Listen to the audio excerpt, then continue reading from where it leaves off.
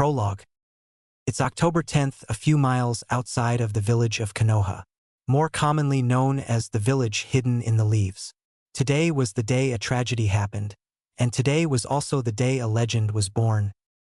"I'm a father," Minato said, smiling. He was looking at his wife who had just given birth.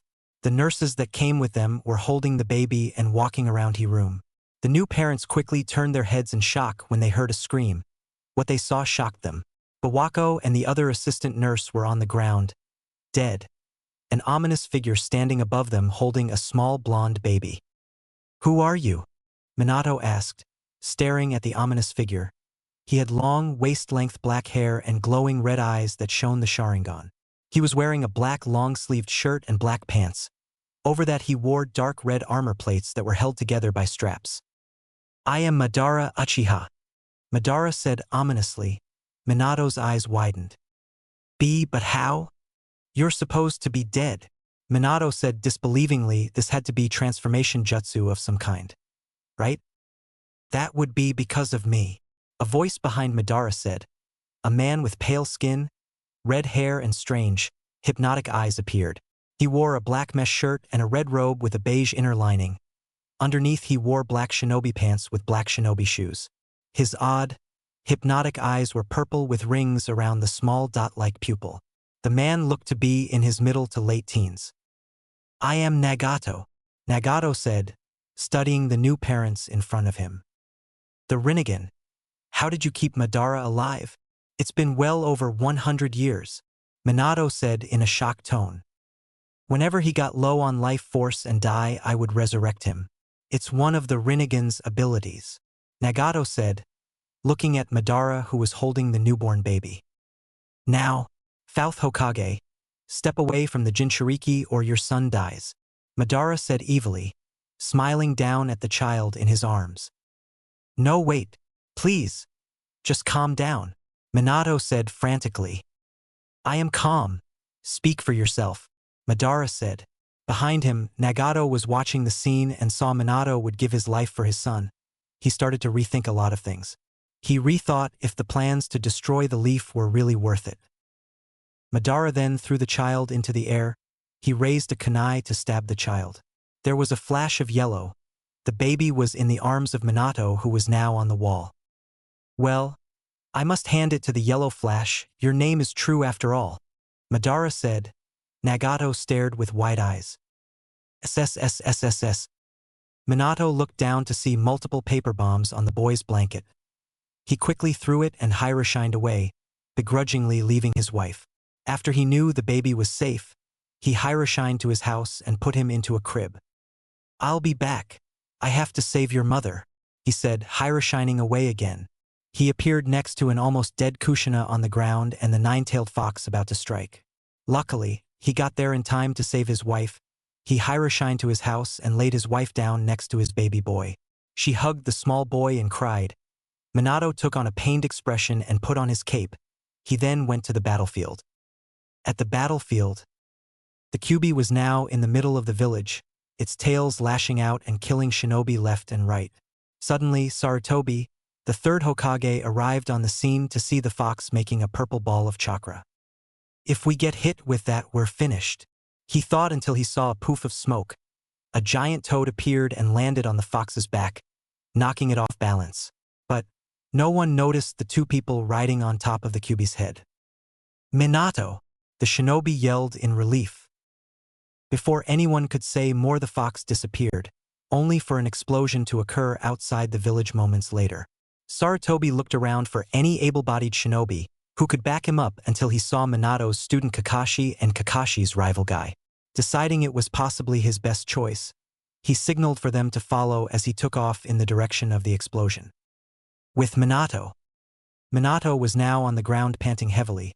He had just transported Kyuubi, his family, Madara, Nagato, and himself miles from the village.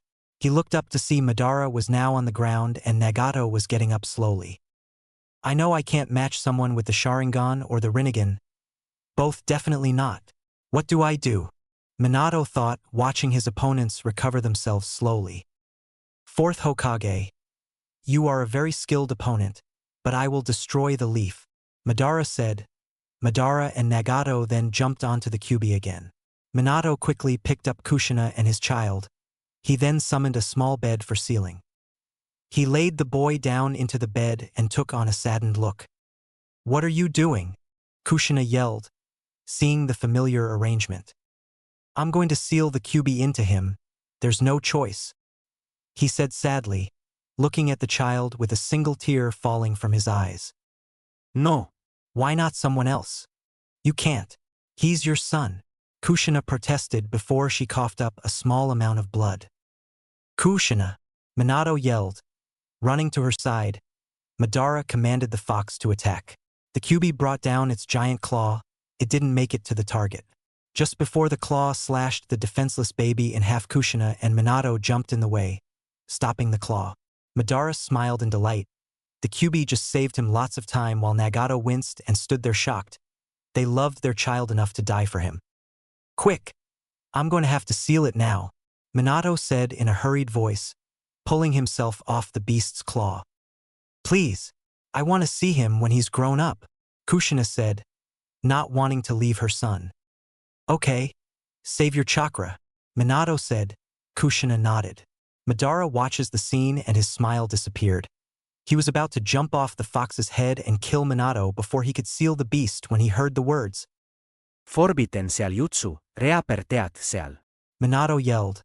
Suddenly, the Kyuubi shrank down a size, knocking Madara and Nagato down its back.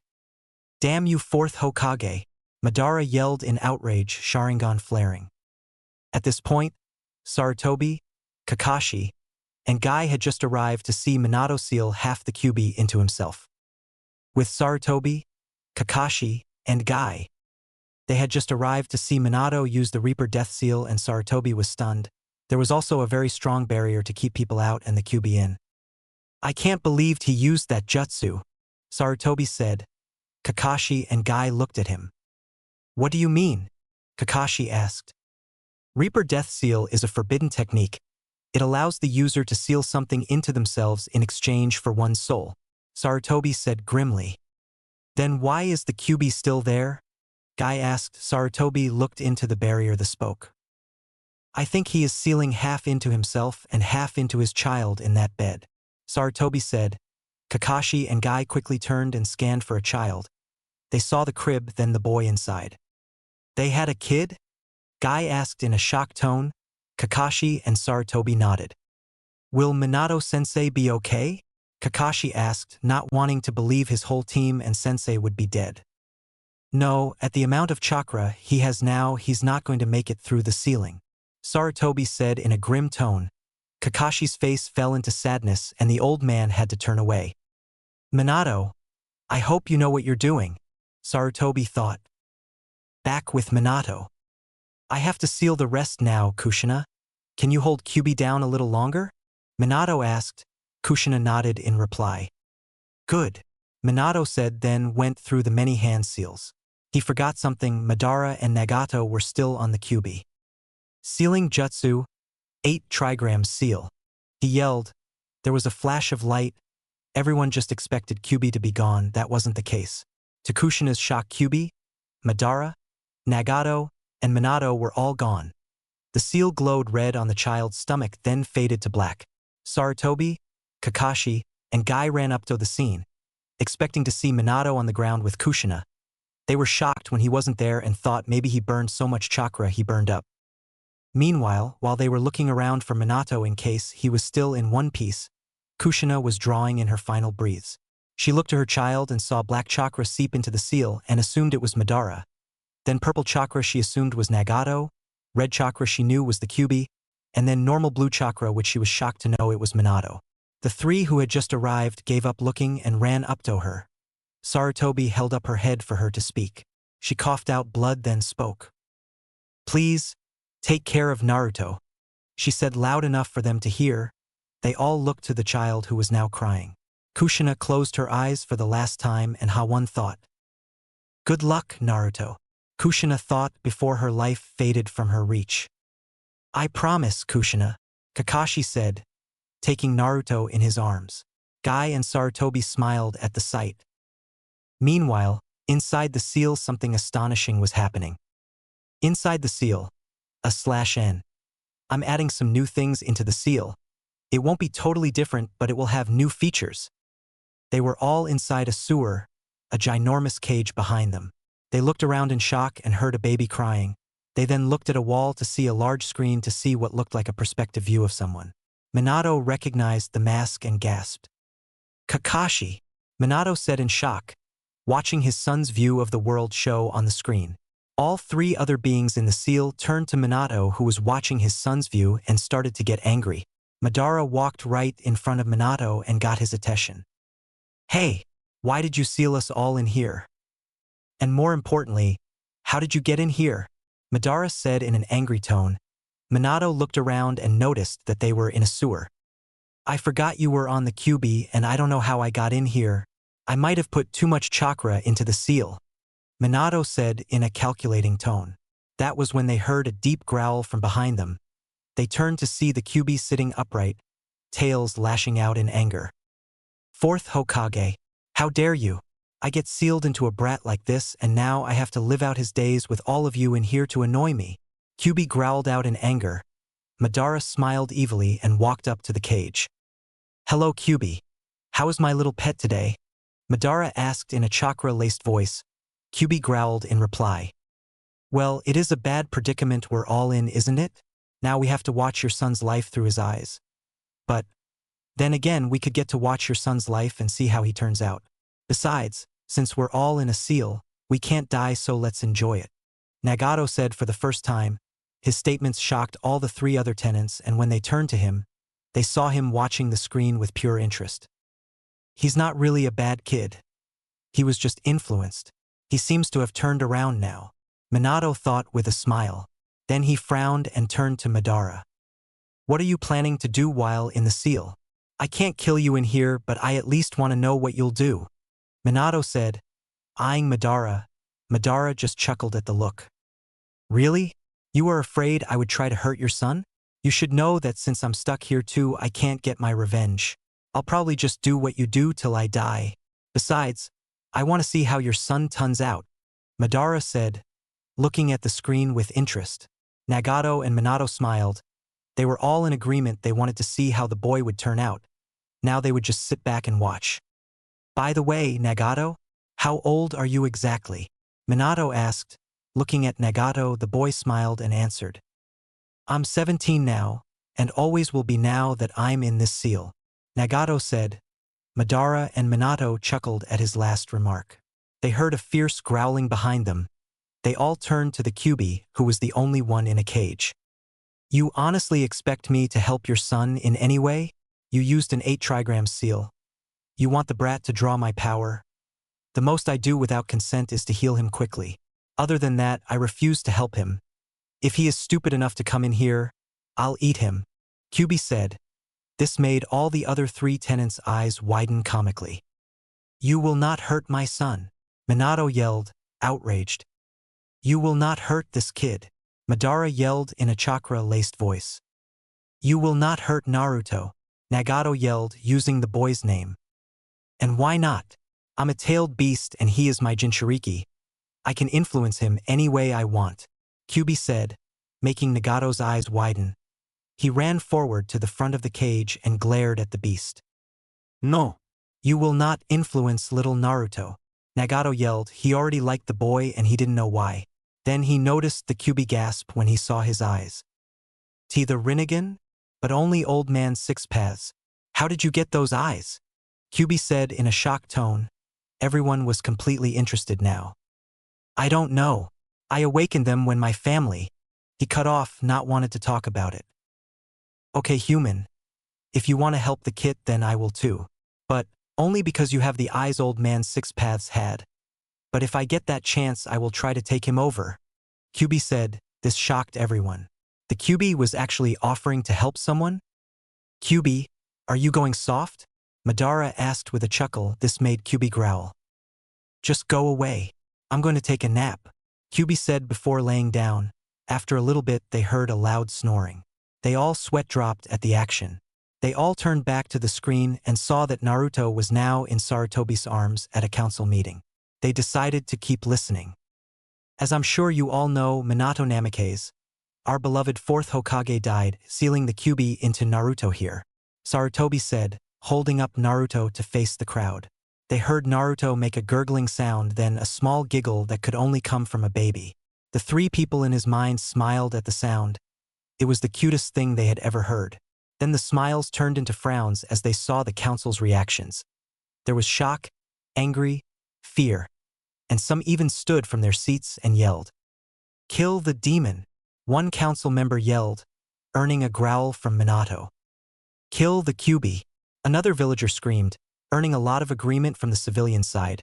The three people in Naruto's mind saw that the shinobi side wasn't acting fearful or scared. This earned a nod of agreement from Madara. "I say we let the villagers do the honors."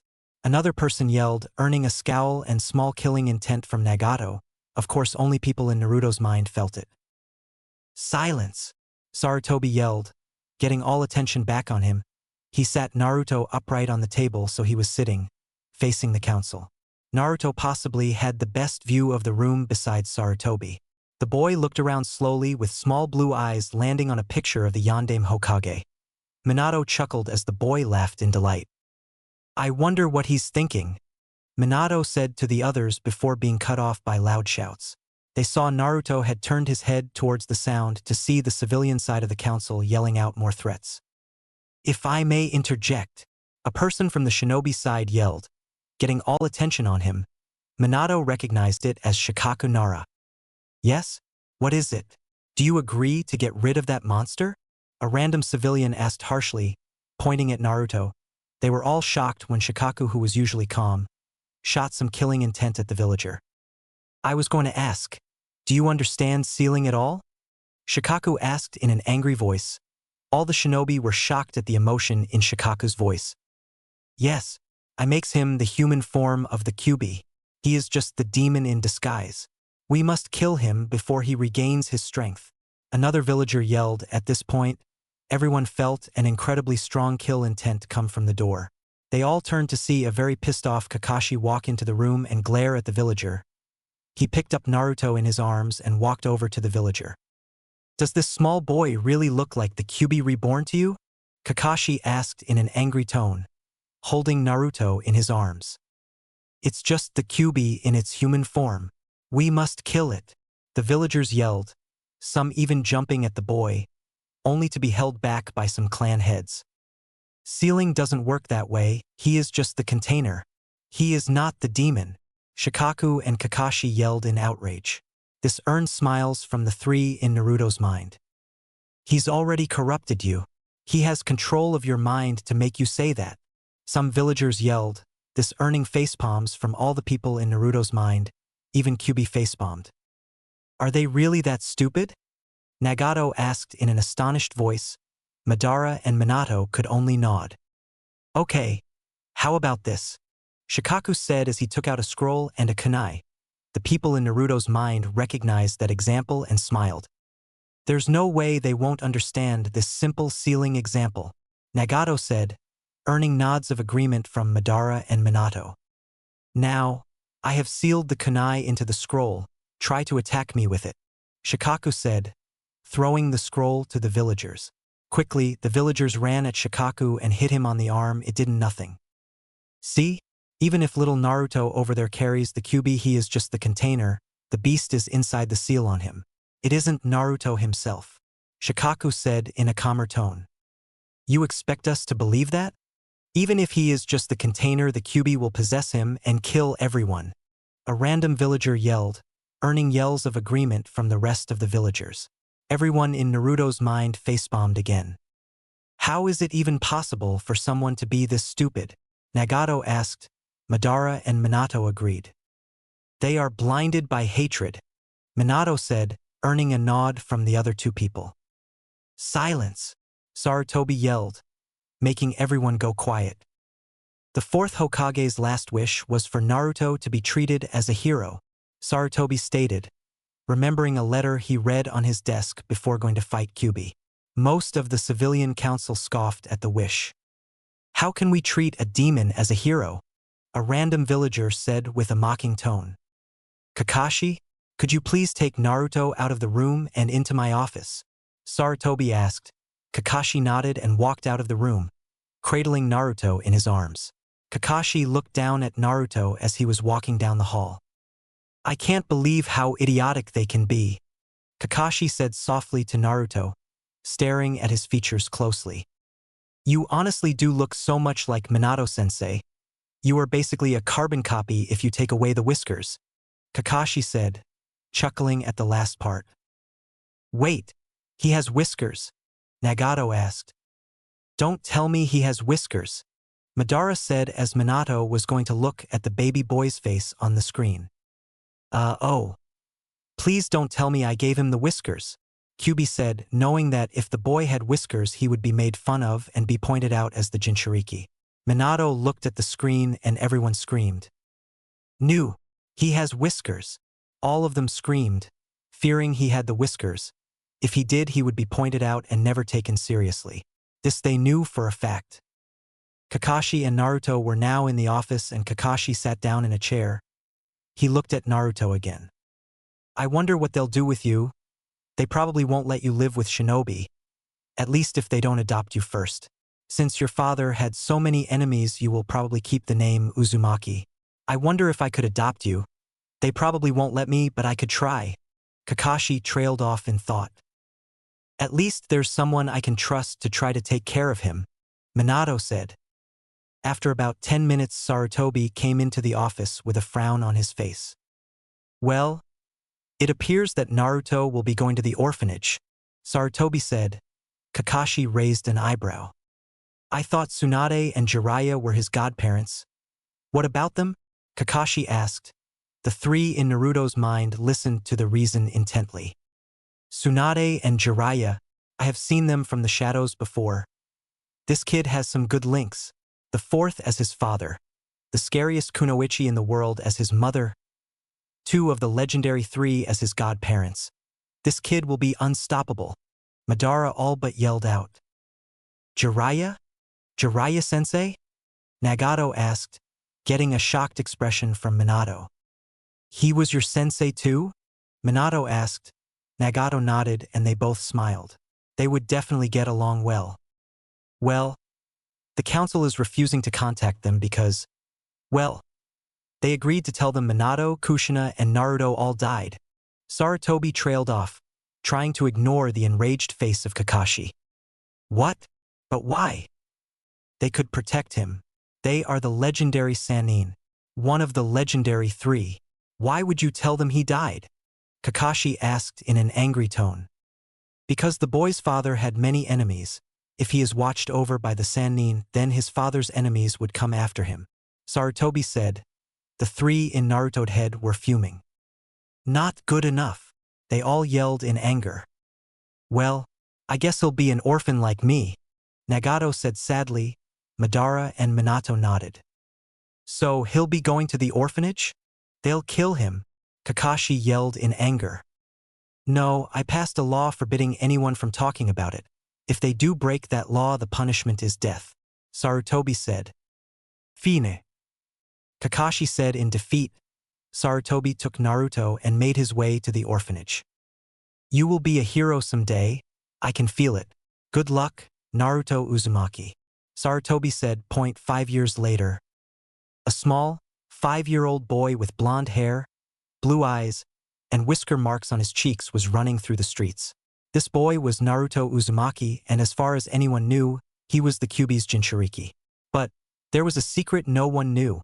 He also carried Minato Namake's the 4th Hokage, Madara Uchiha, and Nagato Uzumaki within him after an accident in the sealing process. 1 year ago, the staff at the orphanage had kicked him out and now he lived in his own apartment. Right now, he was running for his life. Just leave me alone, Naruto yelled at the mob of villagers running after him. He turned a corner and was scared to find a dead end. Oh no, he thought. He turned around to find the villagers were coming around the corner. He was even scared more to see a few Chunin in the crowd. You're going to die today, demon, one of the Chunin yelled.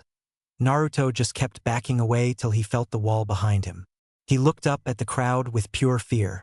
He braced for the pain when he heard the whistle of a kunai being thrown. It hit him in the leg. He screamed and grabbed his leg in pain. He opened his eyes to see the kunai sticking out of his leg. He was going to pull it out when he heard more whistling noises.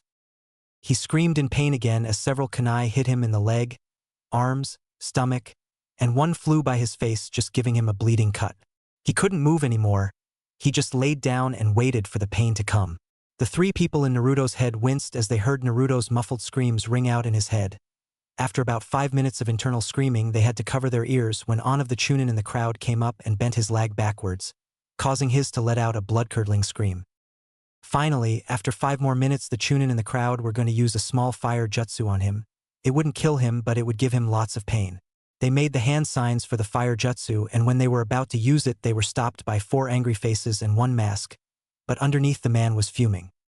"What the hell do you think you're doing?" Kakashi and Asuma yelled. /N. All the characters looked the same as in the anime. "Oh, so you're going to protect that freak?" one of the chunin yelled, earning a boost in killing intent. "Asuma, look after Naruto. I'll deal with these people," Kakashi said in an angry voice. Asuma nodded and ran quickly to Naruto's side. Naruto's vision was very shaky. It would blur into focus then out again. Even though his vision was blurry, Naruto could make out 4 worried faces looking down on him now. One was a woman with black hair and red eyes. The second lady had purple hair and brown eyes. He somewhat recognized the other one. It was Asuma. He had brown eyes and black hair. The last one was an ANBU with a weasel mask, black hair, and Naruto could see 2 coal-black eyes. He could easily tell they were all worried. "Kurenai, do you know any medical ninjutsu?" the ANBU asked frantically to the girl with black hair and red eyes. "No, I don't. Anko, do you?" Kurenai asked the girl with purple hair and brown eyes. "No, and I know the hospital won't accept him. The last time they did, they tried to poison him," Anko said with anger in her features. At this point, Kakashi was running up to Naruto. He looked down with a worried expression. Naruto was blinking very slowly, barely holding on to consciousness. "Itachi, do you have any bandages?" Kakashi asked the ANBU. "No, I don't," Itachi said in a worried voice. They all looked down at Naruto again with worried expressions. "I can't feel my leg," Naruto said between breaths. When Anko quickly grabbed the leg and twisted it forward, so it would heal correctly, everyone inside and outside Naruto's mind visibly winced when Naruto let out another blood-curdling scream. "Anko!" Itachi, Kurenai, Asuma, and Kakashi yelled. They watched as Naruto held his leg in pain and cried out. With pained expressions, they continued to watch. "Itachi, use your Sharingan," Asuma said. Itachi nodded and activated his Sharingan, making Naruto go into a daydream-like state. The boy just stared ahead to show it had worked. He looked around at everyone who had worried expressions on their faces. He wondered if Naruto had seen anything he shouldn't have. "Do you think he saw anything that would hurt him?" Asuma asked in a concerned voice. Everyone frowned and Itachi had an idea. "Do you want me to go into his mind and see if he saw anything?" Itachi asked. Everyone nodded, looking at Naruto's sleeping face. "Okay, I will need a small amount of time," Itachi said as he looked into Naruto's staring blue eyes. Then he was in a sewer. He walked around for a little bit till he felt a powerful presence. He followed it and came into a large room.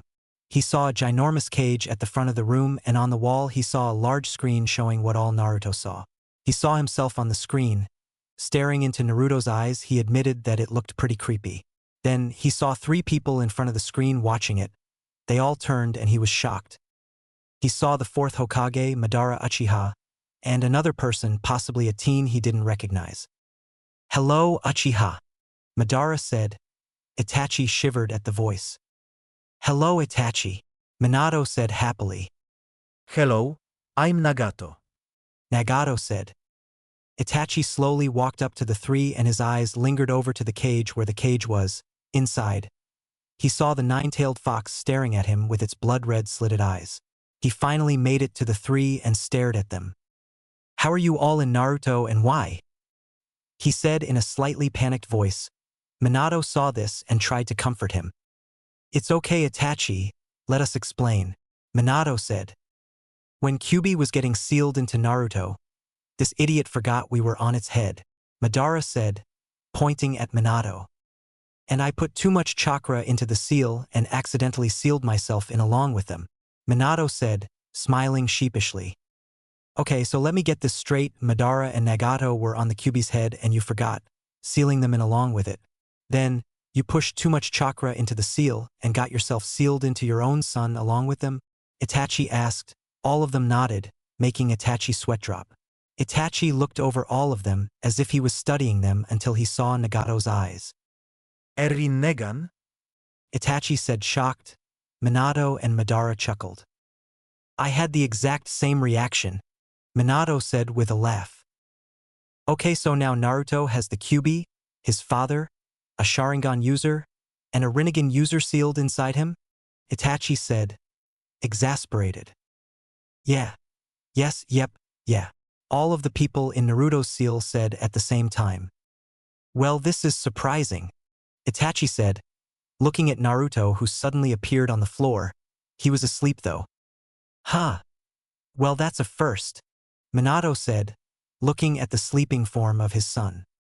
That's the first time he's come in here, Nagato said, walking up to the sleeping boy. He looked at his closed eyes and smiled. He's sleeping though, Nagato said. Everyone looked at the sleeping form of Naruto and smiled when Nagato started to tickle Naruto's whiskers.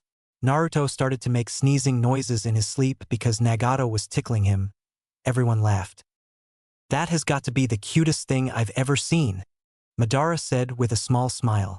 Nagato walked back to Minato's side and looked at Itachi. So what are doing in little Naruto's mind? Nagato asked. Itachi just smiled. I was checking to see if he saw anything he shouldn't have, like them revealing Kyuubi or seeing Kakashi massacre those people. But it appears he didn't, otherwise he would probably not be sleeping right now, Itachi said with a chuckle and a glance at the boy on the floor. No, he didn't see anything he shouldn't have. By the way, I really need to tell someone this in case it happens, but if Naruto were to ever have the Sharingan implanted into his own eyes, because of my DNA he would be able to unlock it, then activate and deactivate it. Of course, since it's my DNA, he would be able to use it to its full power, my power actually, Madara said. Itachi's eyes widened and his mouth was gaping. Thinking of that, since I'm in here as well, he also has my DNA, so if he's pushed far enough he could easily unlock the Rinnegan, Nagato said. Itachi started to feel like he was going to faint. Minato saw this and ran behind him in case he fainted. Should I tell the Hokage about this? I don't want them to turn him into a weapon, but if I don't and he unlocks the Sharingan, then what? Itachi asked, his mind spinning. Don't tell the Hokage. Danzo would get word and turn my son into a weapon. Tell Kakashi he has the Sharingan, so if he needs proof he can come in here and we can explain. I have a feeling since he was my student, he will be Naruto's sensei when he is older, Minato said. Everyone nodded at the logic. Okay. By the way, sorry about Anko twisting Naruto's leg, Itachi said, and Minato nodded.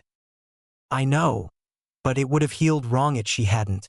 Minato trailed off, not wanting to think that. Itachi nodded in understanding. Okay. Well, it seems I should go back into the real world now. Bye, Itachi said as he disappeared. When his eyes refocused, he was staring into Naruto's eyes again. He quickly looked away and everyone looked at him. Well? Kurenai asked. They all noticed the concerned depression on Itachi's face. Well, Itachi said, not deciding if he could trust all of them. Itachi? What is it? Asuma asked. They were starting to get a little scared for Naruto. I think it would be better if we were to talk in private at his house, Itachi said. This made all of them become even more scared than before.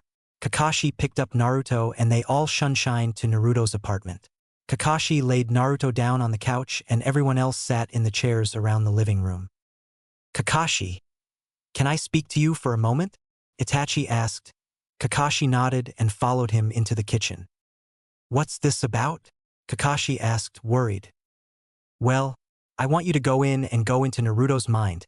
Follow the strong presence and you'll see what I mean, Itachi said. Kakashi rushed into the living room and sat the unconscious Naruto up, uncovering his Sharingan. What are you doing? Anko asked. Kakashi ignored her and proceeded to go into Naruto's mind. Why you? Enko said. She was stopped by Itachi. Trust me. Just wait. Itachi said. He sat down next to the unconscious Naruto and stared at him, wondering what he was going to do. Kakashi felt the strong presence, and was now following it into a large room with a cage in the front. Behind the bars he saw the Kyuubi eyeing him. He looked around to see a screen on the wall showing what Naruto saw. He saw himself on the screen. In front of the screen he saw 3 figures. He started to walk towards them slowly.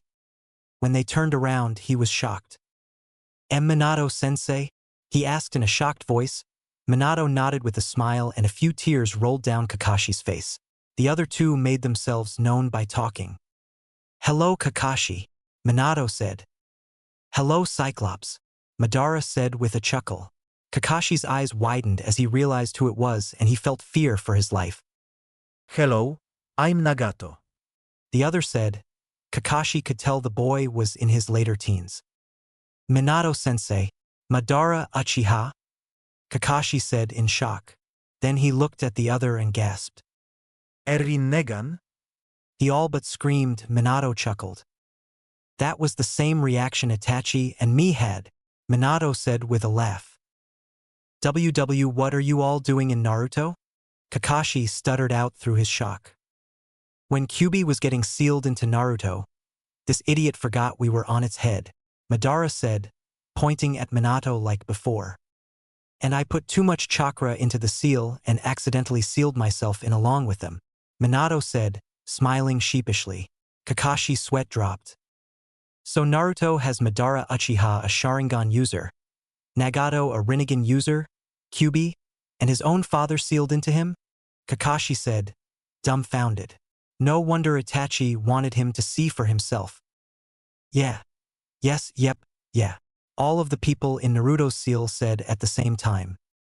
By the way, because Naruto has me sealed inside him, if he ever has a Sharingan implanted into his eyes, he will be able to unlock the Sharingan, then activate and deactivate it. Also, since I'm in here, he has some of my DNA, that's how he could unlock it and use all of its power, or use the power I have in my Sharingan. Madara finished. Kakashi felt like he had to lie down. Thinking of that, since I'm in here as well, he also has my DNA, so if he's pushed far enough he could easily unlock the Rinnegan, but only if he is under too much stress. Nagato said. Kakashi felt like was going to get sick or pass out. Minato, seeing this, rushed behind Kakashi like he did Itachi in case he passed out. Well, that is a lot to take in one day. Itachi had the same reaction you are. I thought he was going to faint, Minato said to Kakashi. Will you 3 please stop trying to invite people in?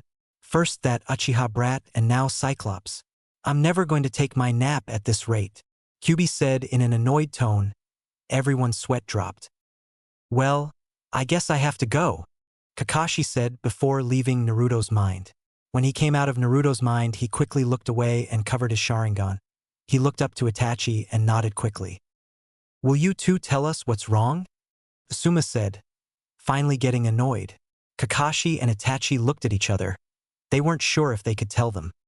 Well, it appears that Naruto can awaken the Sharing and because Madarauki Hysealedin side Hymalong with Kyuubi a boy named Nagato a Thurnegan Anman. Both Kakashi and Itachi said quickly. Took a few seconds for the message to get decoded in Enko, Asuma, and Kurenai's minds. When the message was clear, they were shocked. What? They all yelled. Kakashi and Itachi then went in depth with what they saw and heard. The other 3 were shocked. After they were done explaining, they spent a few minutes just staring at Naruto with wide eyes. Does he know? Kurenai asked. Itachi shook his head. They thought for a few more minutes, then Naruto opened his eyes. HN, he said. All of them gasped and looked at him. He grabbed his head in pain. Gah! I feel like someone yelled into my ears. He yelled. All of them had to stifle a chuckle, knowing why he felt like someone yelled into his ears, or more likely inside his head. Are you okay, Naruto? Asuma asked. Naruto nodded, still holding his ears. How about we take you out for ramen? Itachi said. Everyone's eyes bugged out of their heads. Ramen! Naruto yelled excitedly. Oh no! Haha! What have I gotten us into? Itachi thought. See ya, Kurenai said, shining away. Bye! Asuma said, bailing out the window. I have to go now, Kakashi said, running out the door. I forgot to turn off my stove, Anko said, and she jumped out the window. Now only Itachi and Naruto were left. Well then, okay. I guess I'll be paying, Itachi said with a sob coming into his voice. His wallet would soon be empty. 3 years later. Naruto was out training late and was now running home. He was passing the Uchiha compound when he heard a scream. Who was that? I have to check it out, he thought as he ran into the Uchiha compound. He turned a corner and saw blood, kunai, and dead bodies everywhere. He had to hold back the urge to puke as he ran past them, trying hard to hold back tears. What happened? Minato asked Nagato and Madara. They shook their heads and continued watching. Oh, Kami. Nagato said as he could hear and see Naruto holding back tears and running past all the bodies. Mother of Kami? Who could do all this? Madara said as he watched Naruto run past countless bodies. Naruto continued to run towards where he heard the scream until he came to Sasuke Uchiha's house. Oh no! It came from Sasuke's house. Naruto muttered in fear as he ran up to the door. He opened the door to faceplant into Sasuke, who was crying. Sasuke? What happened? I heard a scream. What happened? Naruto said quickly, seeing Sasuke panting heavily and trying to run. Itachi. Run, Naruto. Come on, we have to get out of here, Sasuke yelled as he grabbed Naruto by the shirt and dragged him behind as he ran. Naruto was now on his feet running behind Sasuke when Itachi appeared in front of them. Itachi, why are you doing this? Sasuke yelled. There has to be a reason Itachi did this, Minato said to the other two next to him. /N. In this, Itachi already said the part about killing his best friend, and he got both of Shirsue's eyes. Foolish little brother, you are one of the few members of the Uchiha clan who can possess the Mangekyo Sharingan. If you wish to exact your revenge on me someday, then foster your hatred and face me when you have the same eyes as I do, Itachi said. Then he appeared behind Sasuke and touched his pressure point, knocking him out cold. Then he turned to Naruto. Naruto started to back away with fear clear in his eyes. Itachi made his slow advance. Please don't kill me. Itachi, please. Naruto pleaded, tears running down his face. He honestly didn't want to die by his friend's hand. I'm not going to kill you, Naruto, Itachi said. This scared Naruto even more. Was Itachi going to torture him? I'm going to give you a gift, Itachi said. Naruto stopped moving and held his ground. I guess if he's lying and I die here, this is as far as I was meant to go in this world, Naruto thought. Minato and Nagato's eyes widened at the bravery Naruto was showing, and Madara smiled proudly. What is this gift? I know the ANBU will be on their way in a little while, not seeing the lights on, Naruto said. Itachi just held his ground. It's a surprise. You will get it when you are older, Itachi said. This made Naruto take a step back. When I'm older, is he going to come back and kill me? Naruto thought frantically. All the people in Naruto's mind were watching intently now. I bet he'll give Naruto the Sharingan, Madara and Nagato guessed. Minato nodded in agreement. Itachi's eyes turned into the Mangekyo Sharingan, and he stared at Naruto. Naruto backed away a little more. He didn't even realize it when Itachi disappeared and reappeared behind him. His pressure point was hit, and he fell to the ground, but not before he heard the last words. I'm so sorry, Naruto, Itachi said, then went to transplant Shirsue's eyes into Naruto. After he was done, the red eyes morphed back into light blue, just a little darker than before. Then he went on the run. 1 week later, Naruto woke up to smell antiseptic. He quickly looked around and realized he couldn't see. He brought his hand up to his eyes to feel bandages around his eyes. So you're finally awake, Naruto? A voice said from the side of the bed. Naruto jumped, then realized the voice was Kakashi. He hadn't seen him in years, but he still remembered the man's voice. Why are there bandages on my eyes? Naruto said, panicked. Kakashi laid a hand on Naruto's arm to calm him. Don't worry. When they found you, they just said your eyes were bleeding and needed to rest for a few days. You can take them off now, Kakashi said. Naruto ripped the bandages off and was blinded by the ceiling light. He grabbed his eyes in pain. Too bright. Too bright. I'm blind. Naruto said loudly, holding his head in pain. Kakashi's eye widened in realization and started to think of what to say. Naruto, can you open your eyes and look at me? Kakashi said. Naruto squinted his eyes at Kakashi and it got better after a little bit. He opened his eyes fully and Kakashi gawked. Was it just him, or were Naruto's eyes darker? Naruto, can you tell me what happened? Kakashi asked, already having an idea what transpired. I heard a scream and ran into the compound. There were dead bodies everywhere. I ran to Sasuke's house and ran into him running away. He said Itachi was coming to kill us and to run. We ran up the street and Itachi appeared in front of us. He said that Sasuke had to foster his hatred and come back to face him when he had the Mangekyo Sharingan. Then he knocked out Sasuke and walked up to me. He said something about giving me a gift I will have when I'm older, and then I was knocked out.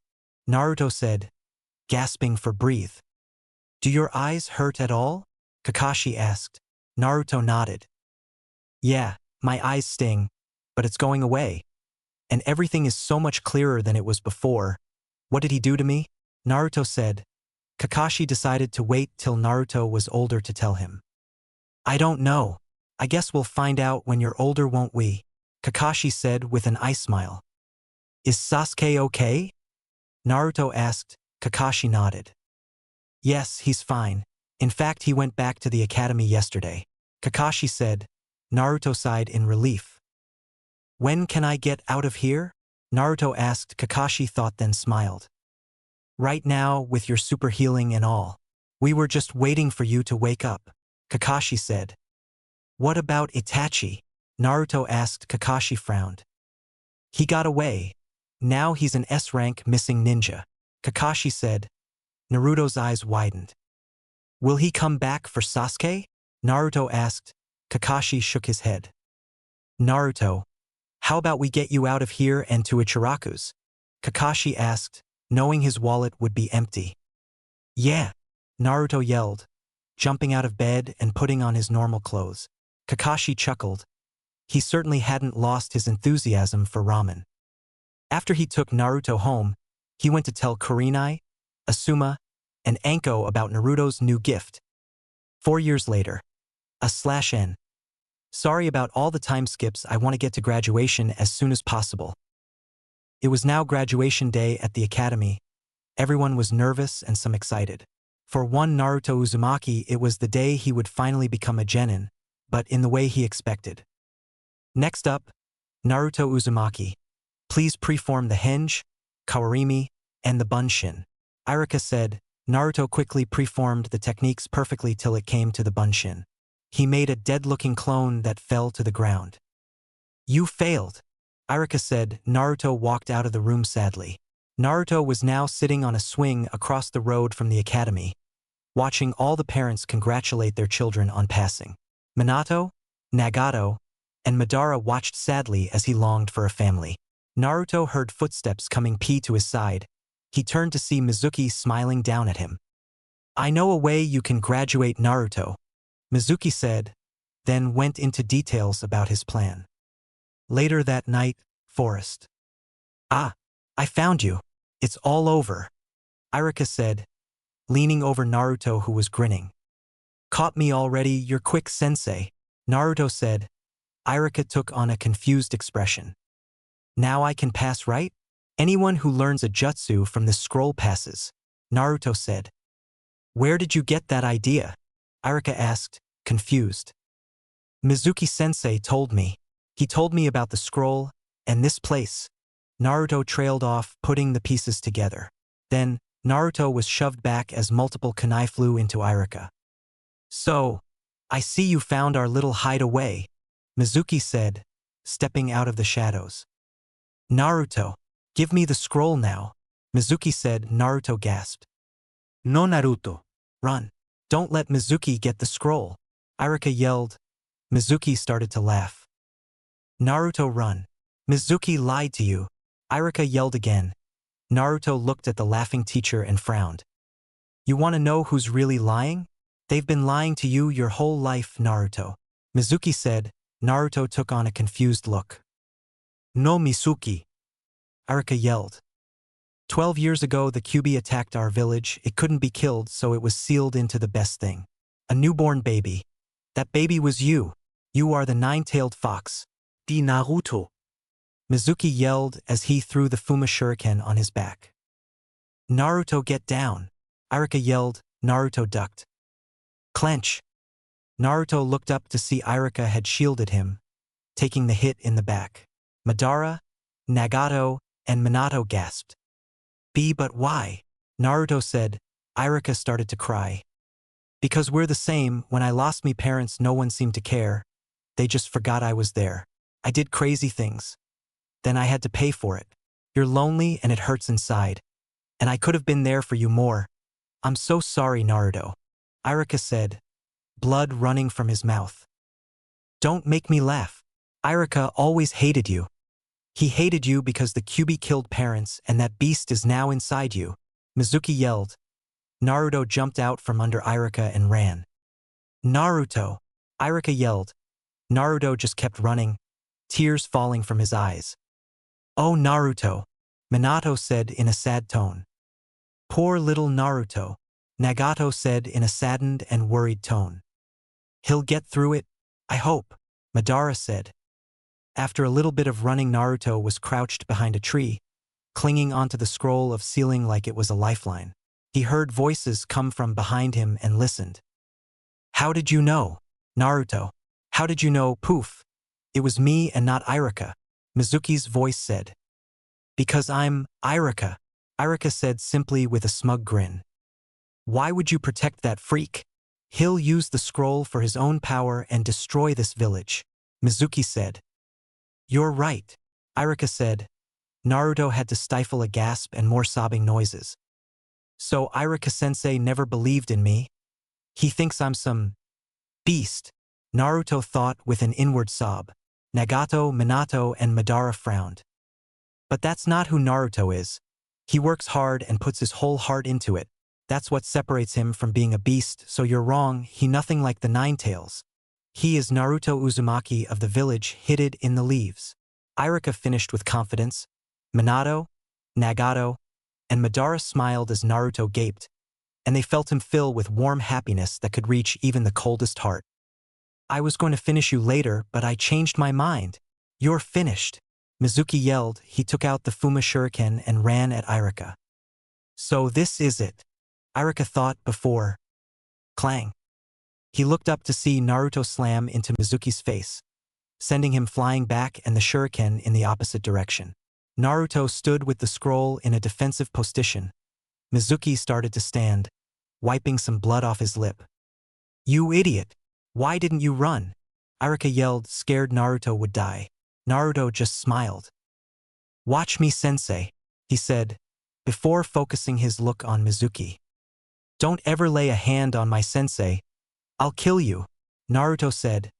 Everyone in Naruto's mind was shocked at the amount of bravery Naruto kept showing. Nice move for a little punk.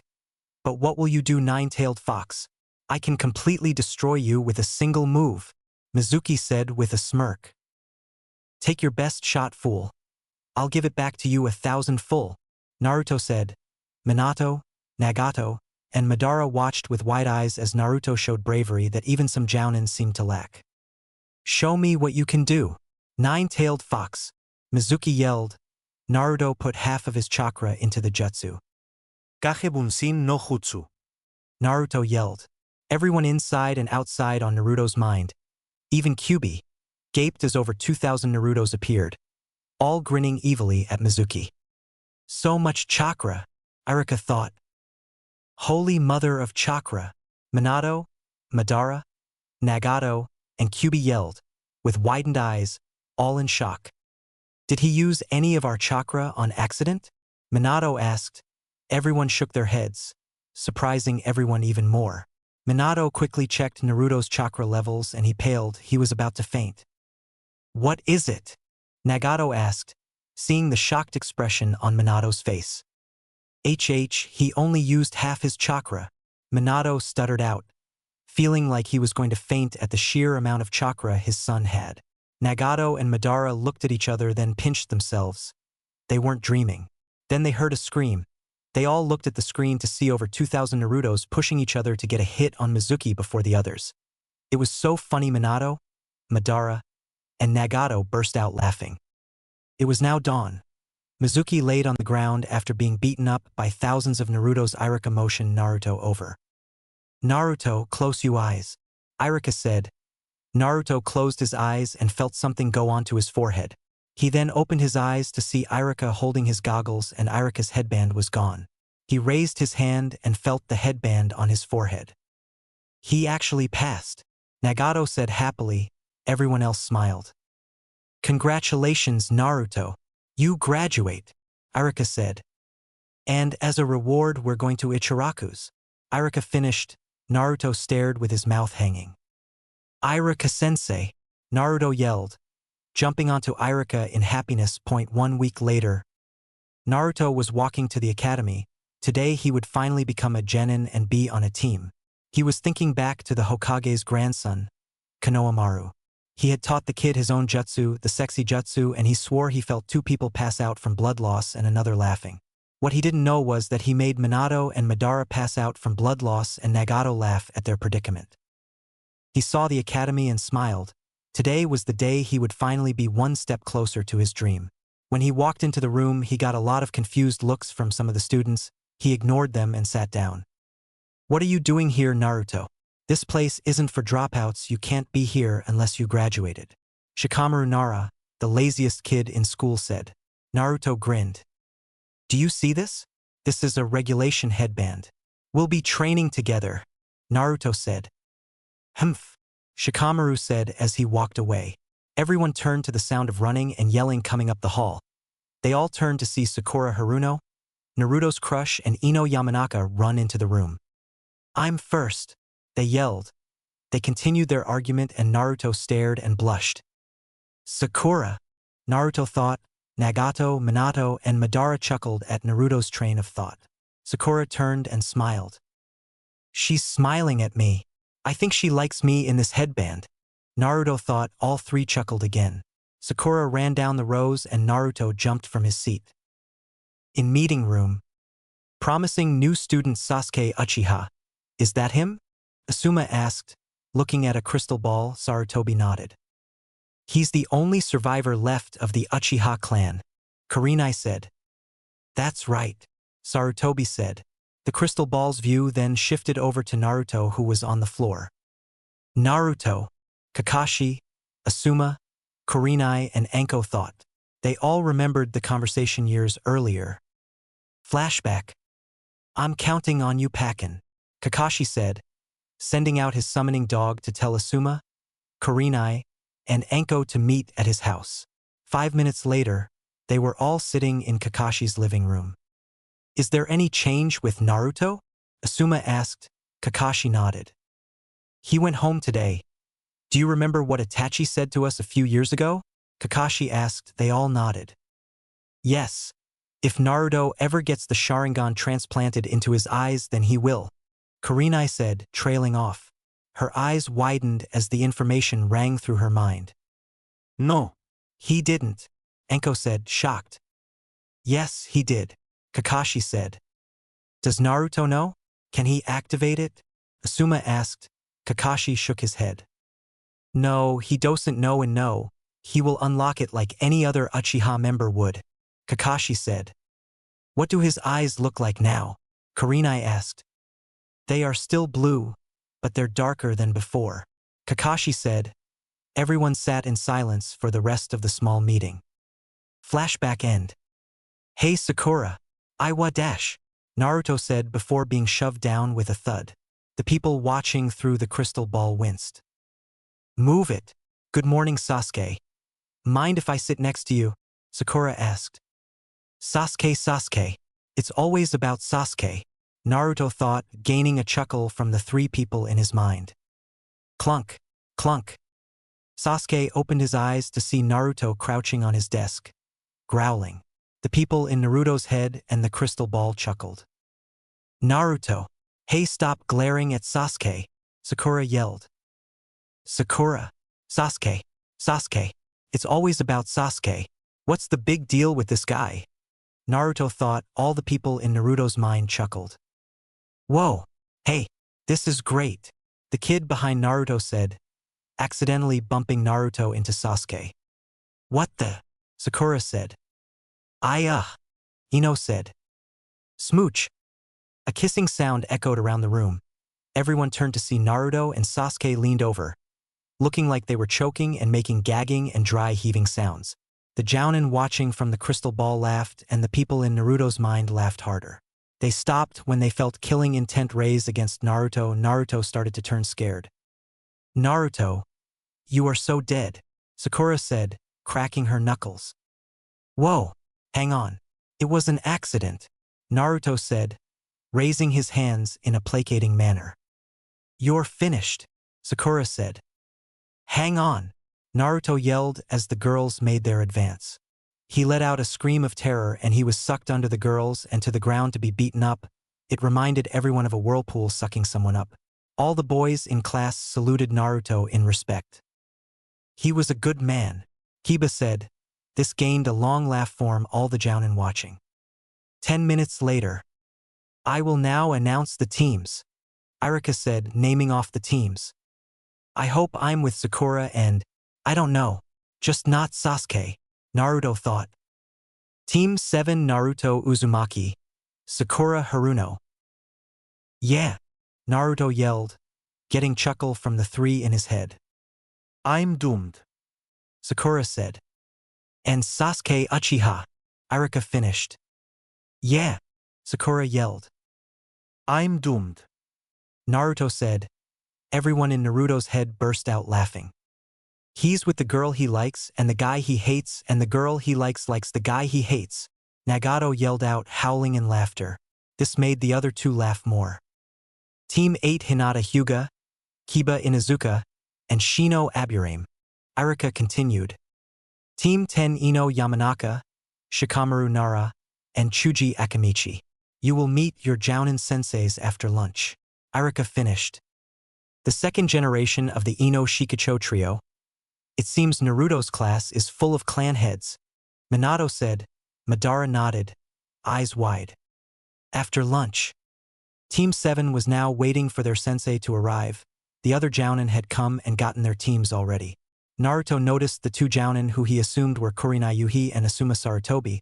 He had heard them say their names to their teams, were giving him looks like they knew him. He didn't recognize them.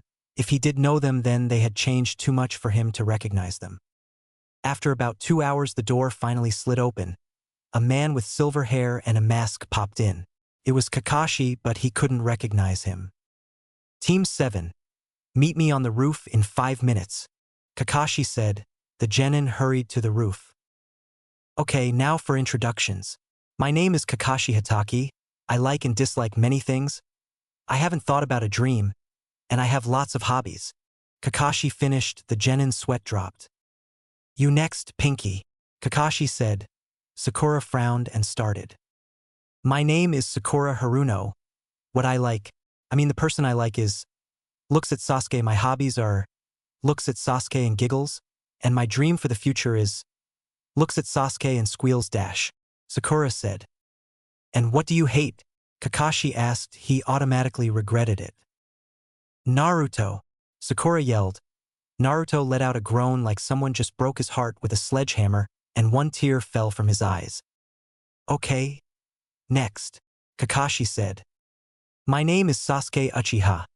I hate a lot of things and I don't particularly like anything. I'm going to restore my clan and kill a certain someone, Sasuke finished. I hope he doesn't mean me, Naruto thought. Revenge. He's in the cycle of hatred, Minato, Nagato, and surprisingly Madara said. Over the past few years Minato had changed Madara and no, he understood the cycle of hatred. Sasuke is so hot, Sakura thought. Just as I thought, Kakashi thought. Next, Blondie, Kakashi said. My name is Naruto Uzumaki. I like ramen and training. I dislike smug people and the time it takes to cook ramen. My dream is to become the greatest Hokage. Then everyone will have to stop disrespecting me and treat me like I'm someone important. Then I can protect this whole village, Naruto said.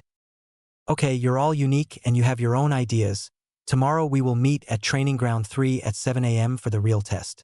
Oh, and don't eat breakfast, you'll puke. Kakashi said. Before they could ask, he disappeared.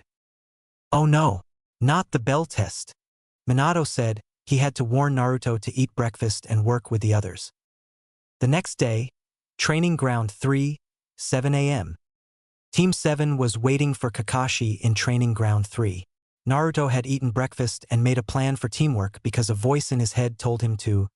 He assumed it was his subconscious. After about 2 more hours, Kakashi finally arrived.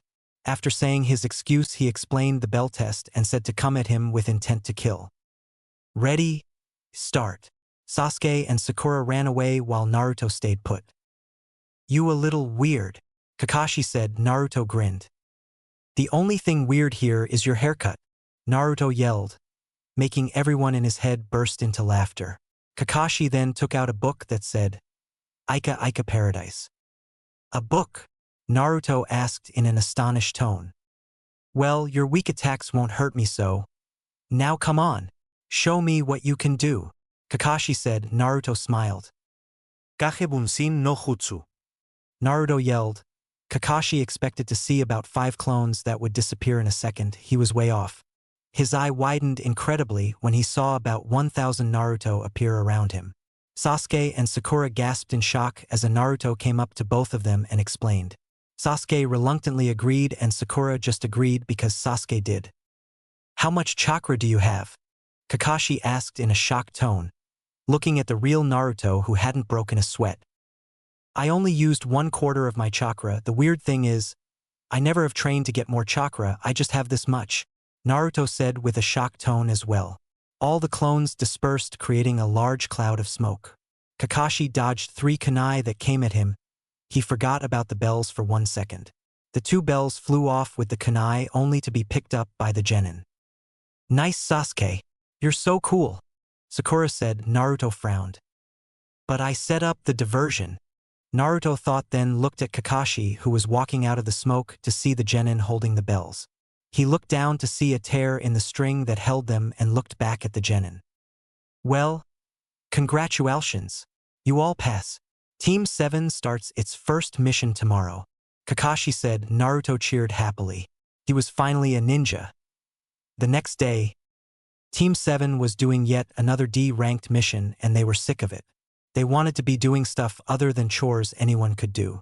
Right now, they were trying to catch the infamous demon cat Tora. It kept escaping its owner and the genin were sent to catch it. For the 20th time. In fact, Minato was wondering how the cat was still alive. It was there when he was a kid. This is Sasuke, I'm at point B, Sasuke said over his mic. This is Sakura, I'm at point C, Sakura said also.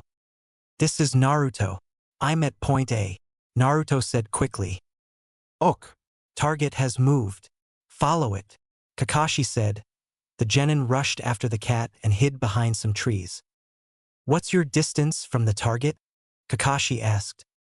5 meters. I'm ready. Just give the signal, Naruto said. Sasuke and Sakura agreed. Ok. Now, Kakashi yelled. They jumped at the cat and Naruto got it first. It started to scratch his face. Ah, get it off of me, Naruto yelled, getting clawed all over the face by the cat's claws. Nagato, Madara, and Minato released a small chuckle. Can you identify the target? Kakashi asked. Sasuke agreed. Okay, lost pet Tora captured. Mission success, Kakashi said. Can't we get a better mission than this? I hate cats, Naruto yelled, making everyone go deaf for a minute. Hokage's tower, lobby. Team 7 reporting in, Kakashi said to the receptionist. For the first time ever since they were genin, she raised her head to look at them. When she saw Naruto, she narrowed her eyes into a glare. Apparently, she forgot about everyone else. What are you doing here? Get out before I call the ANBU, she said. Sasuke and Sakura looked confused and looked at Naruto. That's it. I'm calling the ANBU. Demon, she said. She stopped when she felt a killing intent directed at her. She turned to see Kakashi looking at her. Don't worry, Kakashi. I'll get that demon out of your hair so you can see the Hokage, she said. He is part of my team. I suggest you let us through or you'll be fired and executed, Kakashi said. She nodded quickly and let them through. 5 minutes later, after Hokage's speech. Can't we at least get a C rank? Naruto asked. Sarutobi went into deep thought. At that moment, teams 8 and 10 and another with a sensei in tights walked in. Hey guys, Naruto said, smiling. Kakashi saw that behind it something was bothering Naruto. He walked over to Kurenai, Asuma, and Guy and told them about earlier. They were angry at the treatment Naruto still got, even after possibly saving the village. They all looked at him. He was smiling and talking to everyone else. They would ask him if he was okay later. All the teams are here. They do have enough experience for a C rank. If I send all of them, then they will all get more experience. Sarutobi thought, then he smiled. He thought it was fate that teams Kakashi, Kurenai, Asuma, and Guy walked in at the same time. I have come to a decision. You will all be going on a C-ranked mission together. You will be escorting and guarding Tazuna, a bridge builder, to the land of waves and guard him while he finishes the bridge. Sarutobi finished. The genin looked at each other, then nodded in agreement. One of the genin on the new team scoffed like he was better. He had white eyes like Hinata and brown hair. Okay. Send him in, Sarutobi said. A man smelling of sake walked in. He wore civilian clothing and looked slightly on the drunk side. A bunch of snot-nosed brats? Tazuna said. /N. I thought I would add humor into the next part. Enjoy. And you, the little one with the idiotic-looking whiskers. You really expect me to believe you're a ninja? And take those whiskers off. No one will take you seriously when you wear them, Tazuna said. Naruto took on a confused expression and gawked. The people in Naruto's mind face-bombed. They knew this was coming. But I'm not wearing whiskers. I was born with them on my face, Naruto said in a confused tone. This shocked the genin from the new, unknown team. Really? No one is born with whiskers. Now stop messing around and take them off, Tazuna said. Everyone looked at Naruto, who looked slightly shocked. But I'm not kidding. I'm not wearing whiskers, Naruto said in a stunned tone. This guy needs to sober up, Naruto thought. I said, quit kidding with me. You're wearing whiskers and it's weird. Take them off, Tazuna said. Everyone started to think Tazuna was too drunk for his own good. Naruto had an idea.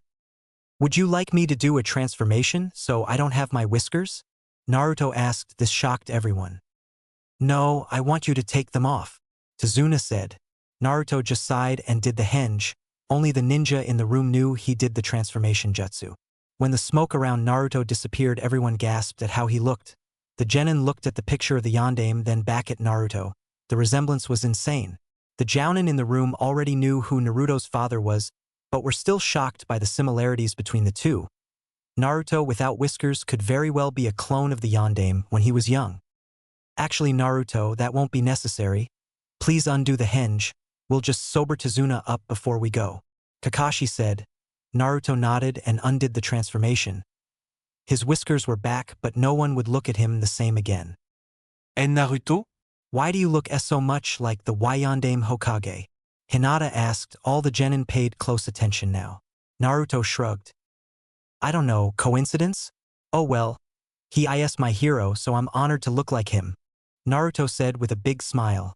The jounin had to hold in a chuckle, knowing Naruto's hero was really his own father. Wait a minute, Whiskers. Are you the kid that lady in the lobby called a demon fox? Tazuna asked in a questioning voice. All the genin's eyes widened and they looked at Naruto. Well, it looks like someone is going to Ibiki, all the jounin and Hokage thought. Hey wait, that reminds me, Naruto. Why did that lady in the lobby call you a demon and try to call the ANBU? Sakura asked. This shocked all the other teams. Naruto froze. It was so obvious that even the genin could see it.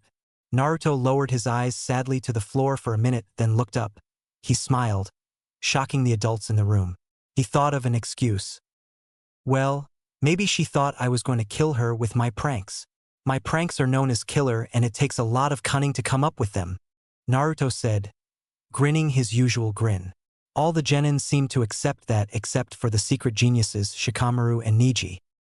That was a good excuse. Nice going, Naruto. All the adults in the room thought they could even back up his excuse. Okay. We'll meet at the gate in 1 hour, Kakashi said. All the genin nodded and left. Kakashi, Kurenai, Asuma, and Guy walked behind Naruto and then went up to him. Naruto, are you okay? Kakashi asked. Naruto grinned. Yeah, I'm fine now. They didn't suspect a thing. Naruto whispered so only the Jounin could hear. They all smirked as his enthusiasm was back. Okay, now go pack. Be at the gate in an hour, Kurenai said. Naruto nodded and ran off. Kurenai, Asuma, Kakashi, and Guy all shunshined to their houses to pack. When they were done, they all met in Kakashi's living room. Asuma and Kurenai were shocked to see Guy, the leader of the new and Unkon team there. What is Guy doing here? Kurenai asked. Kakashi looked at her. Don't worry, he knows about Naruto's gift. You know, it's honestly hard to believe that Naruto has the Sharingan. But I'm reminded he does because of the darker color in his eyes and the glint. That mischievous glint in Naruto's eyes that also belonged to Shisui. Kurenai said. Asuma, Kakashi, and Guy nodded in agreement. Do you think he'll have the Kodo Amatsukami like Shisui did? Asuma asked. Kakashi went into deep thought. I have a feeling he will. I just hope we find out and help him control it before he accidentally commands someone to act like a dog or something, Kakashi said with a chuckle. This made the others laugh. I guess only time will tell, Asuma said. The other three nodded. 1 hour later, front gate, /N. I'm going to make this Team 9/Team Guy's first combat mission. They will be new to it and more like Naruto's class on this one. Also, they all now know each other. Before, the Jounin Kamitai introduced them elves. Team 7, 8, 9, and 10, and Tezuno were waiting at the front gate for the Genin senseis when there was a puff of smoke. Yo, Kakashi said. Naruto looked shocked. No. It's the end of the world. You actually arrived on time, Naruto yelled. He then clutched his chest and fell to the ground in a fake heart attack act. Everyone burst out laughing, even the people in Naruto's head, Kakashi, Sasuke, and Niji, which they met on the new team. Naruto then got up with a grin on his face. All right, let's head out, Guy said. He and Kurenai were still chuckling at the act Naruto had just put on. Then they all headed out. After a little while of walking down the road, the Jounin noticed something. A puddle when it hasn't rained for days? Kurenai asked. The three Jounin nodded. Let's see how the Genin do, Asuma suggested. Kakashi, Kurenai, and Guy nodded. As they passed the puddle, nothing happened. Then, as they were walking away, 2 Chunin-level ninja rose out of the water. They wrapped their chain around the 4 Jounin and proceeded to kill them by ripping them to shreds. Kakashi-sensei, Team 7 yelled in shock. Kurenai-sensei, Team 8 yelled in shock. Ji-sensei, Team 9 yelled in shock. Asuma-sensei, Team 10 yelled in shock. All the Genin were now too scared to move, even Sasuke, the one who never lost his calm demeanor. The Chunin ran at Naruto and got behind him. Everyone froze when they felt a powerful chakra. The Jounin looked at Naruto knowing this chakra wasn't the Kyuubi. The Genin were too scared to look and just stayed frozen. Sensei? /Yondaime? /Lord Fourth? Kakashi, Asuma, Kurenai, and Guy said in order, remembering the feeling of the chakra. They looked at Naruto and their eyes widened. They could see what appeared to be the fourth standing behind Naruto, looking down at him like he was guarding him. The figure then disappeared and Naruto jumped forward, trying to get away from the Chunin. He then made a hand sign. Recognizing it, Asuma and Kurenai tried to intervene but were stopped by Kakashi. Kage Bunshin no Jutsu, Naruto yelled. He pushed as little chakra as he could into the jutsu and 50 Naruto clones appeared around the Chunin. The Naruto's attacks ended up knocking them out and the Jounin then hopped down from the tree they were in. Kakashi-sensei, Team 7 yelled in relief. Kurenai-sensei, Team 8 yelled in relief. Ji-sensei, Team 9 yelled in relief. Asuma-sensei, Team 10 yelled in relief. The Jounin nodded in acknowledgement, then looked at Naruto. Good job, Naruto. How did you make so many clones? Asuma asked. Naruto just shrugged. I put in as little chakra as I could, Naruto said. The Jounin's eyebrows rose till Kakashi explained. When he uses about 1/4 of his chakra, he can get 1,000 clones. Kakashi said. The other three's jaws dropped and they looked at Naruto, who was now talking to everyone else. The Jounin smiled till they heard. Naruto, you idiot. Why do you have to try to act cooler than Sasuke? No matter how strong you get, you will never beat Sasuke. Sakura and Ino yelled in unison. Naruto swore they had planned that. But I wasn't, Naruto said before being cut off. Don't lie, idiot. You are not smart and you are not strong. I don't even know how you became a ninja. You'll never become Hokage. Sakura and Ino yelled again. Come on, they had to have had that planned or something. Naruto grit his teeth and turned away. He walked up the road a little and turned with sheer determination in his eyes. I will show you all. I can become Hokage. I will show you all. I'll get strong and prove it to you, whatever it takes. To be Hokage, that is my dream. I never go back on my word. That's my ninja way, Naruto said. The genin laughed and the Jounin's mouths were gaping. He's so much like his father, it's not even possible, Kakashi said. Kurenai, Asuma, and Guy nodded. They all started to walk again after interrogating Tazuna. After about 4 more hours, they decided to set up camp and move on the next day. The next day, they had now been walking for about 2 hours until Naruto thought he heard something in the bushes. He threw a kunai at the bush and everyone froze. What is it, Naruto? Kakashi asked. I thought I heard something, Naruto said. Sensei, don't listen to Naruto. He's probably just doing it for attention. Sasuke didn't hear anything, so there probably isn't anything. Sakura and Ino said. Naruto, the people in Naruto's head, and the Jounin were getting really annoyed with the fangirls in the group. I wasn't lying, Naruto said, pointing at the bush. Yeah, you were. You probably just want attention because everyone in your family died the night you were born, Sakura said. Everyone froze. Even Ino knew to never bring that up around Naruto. Everyone turned to Naruto, who was shaking in fury, tears rolling down his face and falling to the ground. He slowly raised his head and glared angrily at Sakura, still shaking in barely concealed rage, tears running down his face like a river. Stop, now, Sakura, Naruto said. His rage was clear in his voice, but she didn't get the message. Well, you never had anyone in your life to pay attention to you. You're just an orphan who wasn't raised right. They probably kill themselves to get away from a loser like you, Sakura said. Naruto started to growl slightly and shook more, red chakra rolling of him in waves. The genin and Jounin shivered at the feel of the chakra in the Jounin. Were going to stop Sakura before she said anything else, but were shocked when Naruto turned quickly, ran at a nearby tree, and punched through it with all his might. The tree flew back, smashing right through about 50 trees and then stopped. Everyone looked at Naruto, who was now looking at Sakura with a more calm demeanor. Sakura, don't ever insult my parents or me, or next time, I might not be able to control myself, Naruto said, looking at the group of genin. Swoosh! Get down! Kakashi yelled as he heard a sword approaching fast. Everyone ducked only to have a giant sword fly over their heads. It impaled itself into a tree and a man with dark gray skin and bandages over his mouth appeared on top of it. Well, if it isn't Kakashi of the Sharingan, the man said. Kurenai, Asuma, and Guy glared at the man. But the Sharingan is only in the Uchiha clan, my clan. Could he be? Sasuke thought, eyeing Kakashi with a calculating look. Zabuza Momochi, Kakashi said. Zabuza chuckled. So I'm in your book too, eh, Kakashi? Zabuza said in a joking manner.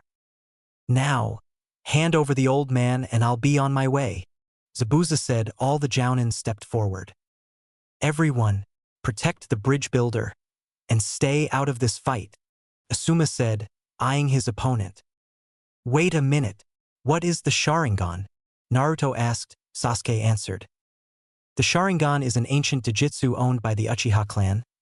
It allows the user to be able to see through ninjutsu, genjutsu, and taijutsu attacks and reflect them back on the user. But there is a lot more to the Sharingan than meets the eye. Sasuke said.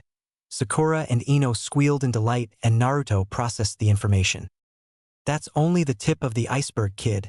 You haven't even scratched the surface. Zabuza said. Naruto eyed Kakashi.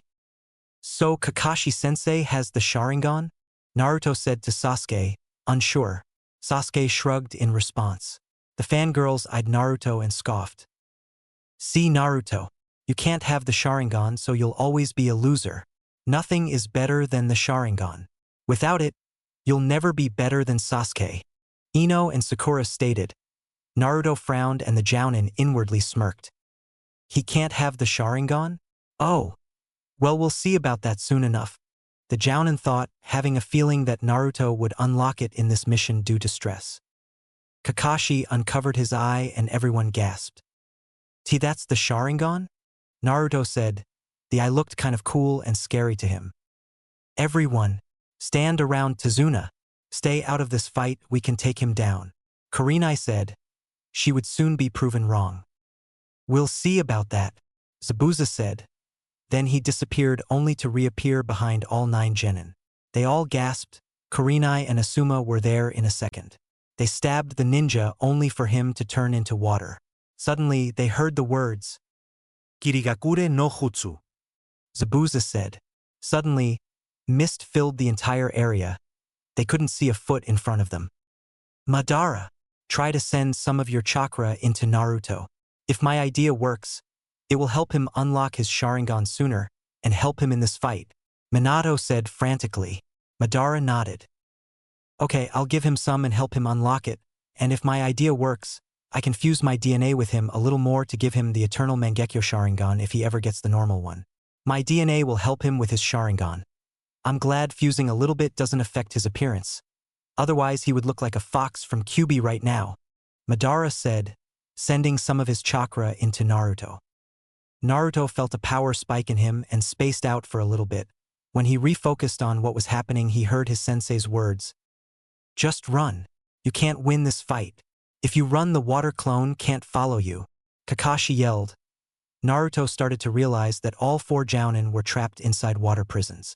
Sasuke thought he saw an opening in Zabuza's defense and ran at him. 1 second later, he was on the ground with a foot on his chest. You little kids just try to act like ninja. You don't know what it's like to be a real ninja. You're just pretending, Zabuza said. He shoved down on Sasuke, making him yell in pain. Let go of Sasuke. All the genin, especially the fangirls, yelled. Zabuza just chuckled. You brats don't deserve to wear those headbands, Zabuza said. He shoved down his foot again, knocking the wind out of Sasuke. All the Jounin frowned. Stop right there, Naruto yelled. He pushed little under half his chakra into the shadow clone jutsu. 2,000 Narutos appeared. Holy crap, Asuma and Kurenai yelled. Kakashi and Guy just stared. Zabuza looked around in slight fear, then smiled. There's no way a brat like you could summon this many shadow clones. Not even a Kageken. These are just illusions, Zabuza said. Then all the Narutos ran at him. He expected them to fly through them until they were dogpiled on top of him. He pushed off with his sword and all the clones flew back, exploding. He almost got him. He has so much youth in him, Guy said. What are you? To have so many clones? How much chakra do you have? Zabuza yelled in slight fear. I just used a little under half of my chakra, Naruto said. Zabuza, Kurenai, Guy, and Asuma's jaws dropped. They stared at Naruto and didn't see any sweat. He had done that without any trouble at all. Zabuza then ran at Naruto, sword in hand, hoping to slice Naruto in half. The Jounin stared with widened eyes as Naruto grabbed his eyes in discomfort. At last second, Naruto dodged the attack. They watched as he looked at his hand and his eyes widened. He stared at his hand like it had grown another finger. They continued to watch as Naruto dodged attack after attack and it started to click into place. Zabuza was getting mad that a new genin was able to dodge him so much. How do you keep dodging me, brat? Zabuza said. Naruto looked astonished. I don't know, Naruto said. Zabuza tried to hit Naruto again, Naruto then ran for the water prisons to see the real Zabuza with 3 clones next to him. He turned around and avoided another hit. His vision seemed so much clearer. What was he doing right? Shikamaru. Shadow! Naruto yelled. Avoiding another hit, Shikamaru got the message and trapped a clone in his shadow. He moved his arm, making the clone release the prison on Asuma. Hinata! Be a Kugen! Naruto yelled. She nodded and killed another clone with Juken, releasing Kurenai. Sasuke! Shuriken! Naruto yelled, dodging yet another attack. This time, Sasuke threw the shuriken at Naruto, hitting the target. The clone fell into water. Bushy brows. Taijutsu! Naruto yelled. Lee ran forward, kicking the clone and releasing Guy. Naruto then threw multiple kunai and shuriken at the real Zabuza. He couldn't catch them all and let go. Now all the Jounin were free and ready to fight. Suddenly, 2 Sunban flew from the woods and impaled Zabuza on the neck. He fell to the ground, dead. Guy felt his pulse. He was dead. A ninja then appeared next to the body. It was a small person with black hair and a mask on. Thank you. This body holds many secrets.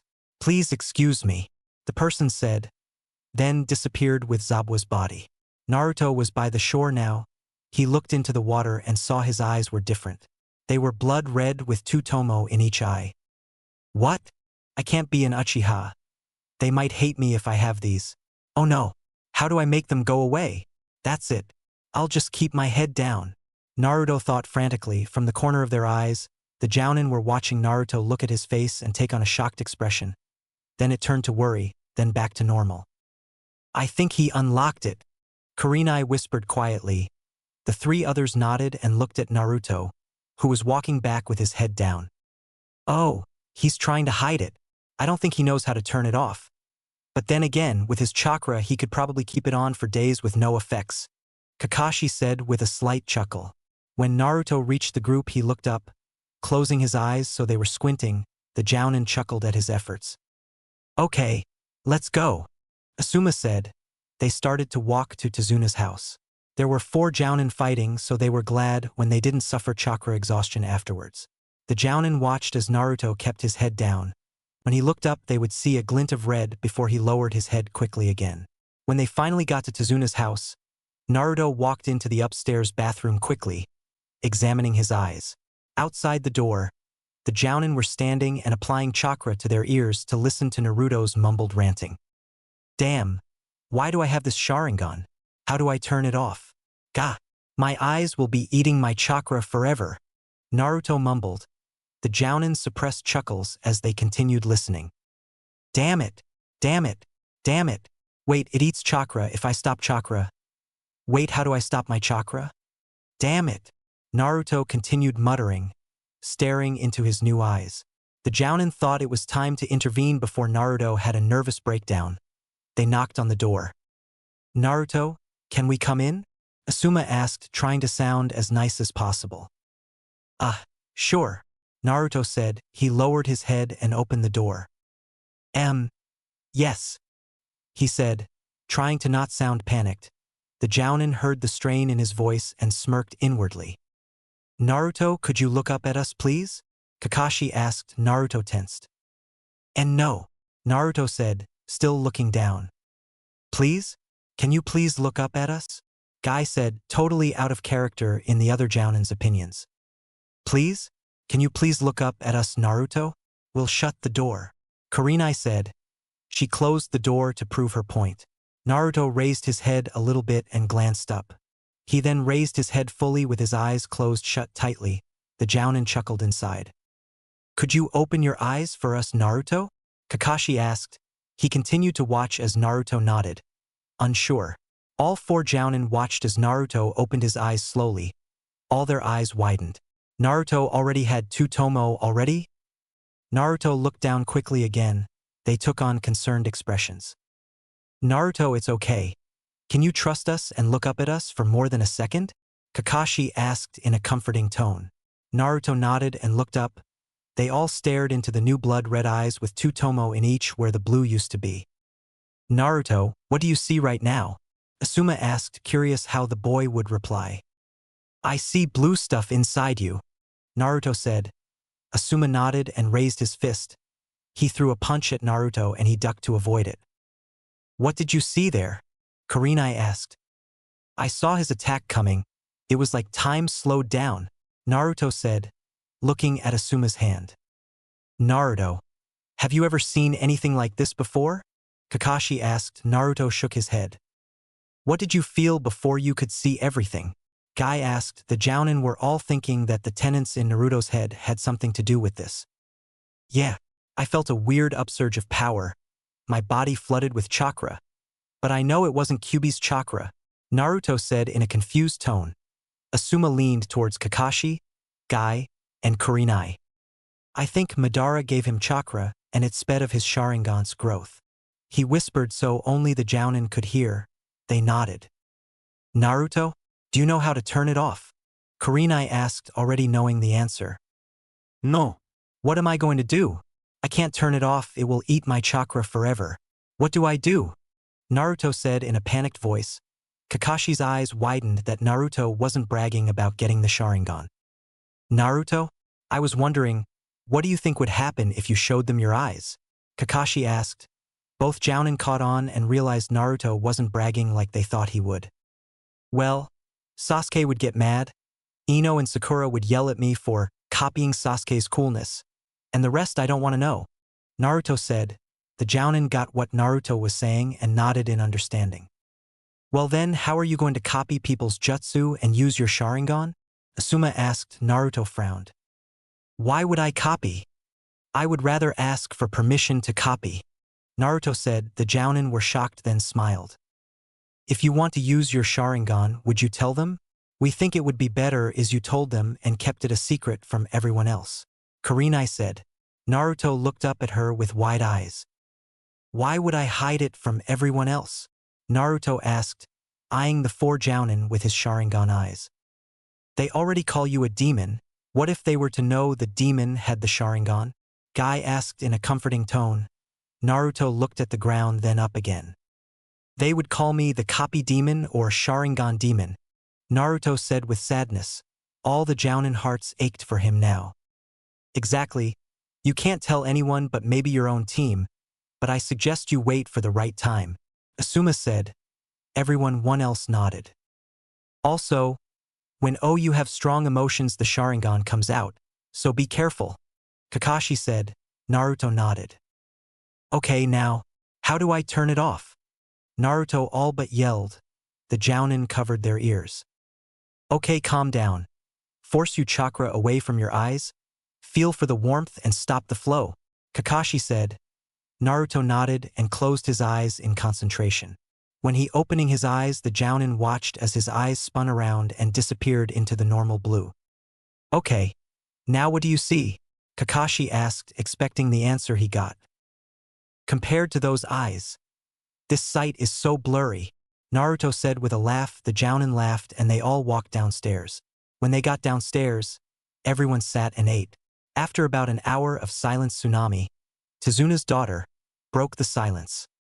By the way, I never thanked you all for helping my father, Tsunami said. All the genin nodded. Well, you're looking at the next Hokage. We going to save your country. You're looking at a group of heroes, Naruto said. Everyone but Tenten and Neji smiled. Heroes? That's so stupid. There's no such thing as heroes, Inari, Tezuna's grandson, yelled. Naruto got a tick mark. How do you know? There are heroes in this world. I'll prove it. I'm going to be Hokage. I never go back on my word, Naruto said in a slightly annoyed tone. Neji, Sakura, Ino, and Inari scoffed. You really think you can become Hokage? From what I've heard, you're the dead last, Neji said. Some of the genin snickered. Like you can become Hokage, Sasuke will. He's much better than you, Ino and Sakura yelled. Naruto was about to jump out of his seat in anger. Heroes, dreams, that's all so stupid. Kids like you having foolish dreams. Dreams don't come true. Heroes don't exist. You're just full of stupid ideas.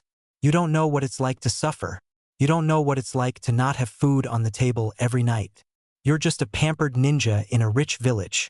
You don't know what it's like to not have both your parents and lose someone close to you. You don't know what true suffering is. Inari yelled. The Jounin flinched at the last few parts. Inari should not have brought that up. Naruto stood up slowly. He walked over to the door slowly, fists balled and glowing white from pressure. See, you're just running away. Well, we can't run away. We have to stay and endure it.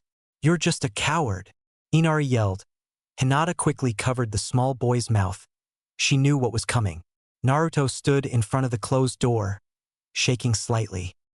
I don't know, huh? I don't know what it's like to suffer? Try being in my shoes for a day, Naruto said in an almost entirely evil voice. Everyone visibly shivered. I barely get food. I'm not pampered. I'm beaten by my own village, Naruto said before being cut off. So? You have both your parents and friends. I don't have any friends and I lost my father, Inari said before being cut off. Shut up, Naruto yelled, turning on his heels and glaring at Inari. It looked like he was peering through the boy's soul. You know, the love of a parent, I never had any. They both died during my birth. I have lived alone in an apartment all my life with no friends. How do you think that feels? I have been beaten and tortured by all the villagers to an inch within death. I have been called a monster because of something I had no control over, just because I was born that night. You don't know what it's like to be in my shoes, Naruto yelled. Everyone just sat shocked at his sudden breakdown. He tried to walk out the door but felt a hand on his shoulder. He turned his head slightly to see the worried look of Sasuke. He just brushed the hand away and walked out the door. Naruto! All the genin and jounin murmured at once, eyes still on the door. Humph. Well, he doesn't know what it's like to have a mark branded on his body. He doesn't have it as bad as me, Neji said. The jounin frowned and the genin's eyes widened. You really think you're the only one who has a seal on you? Naruto saved our village the day he was born, the jounin muttered, thinking the genin didn't hear.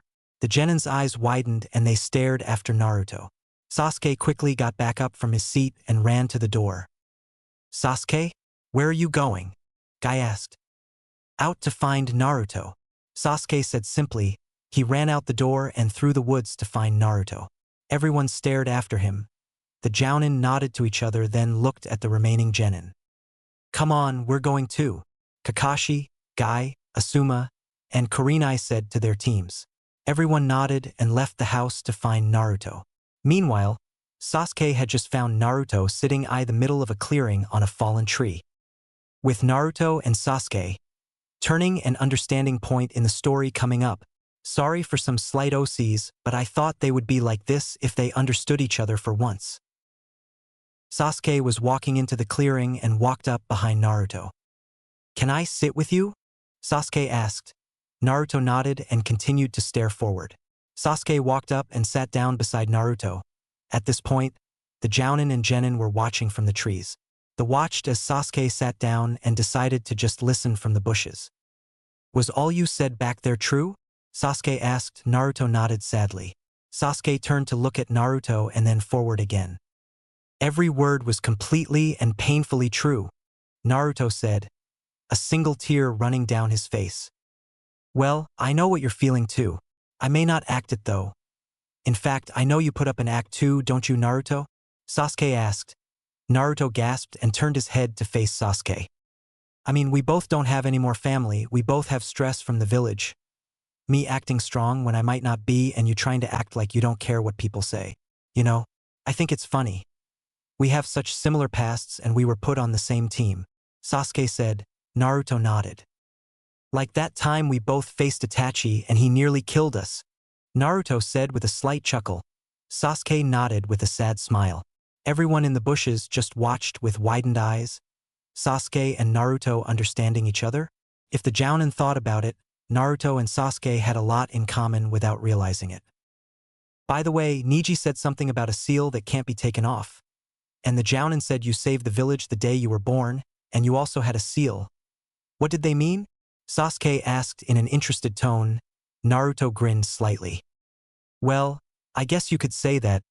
It's on my stomach, Naruto said, pointing at his gut. Sasuke's eyes widened and he looked at Naruto's stomach. Why do you have a seal? Sasuke asked, thoroughly interested now.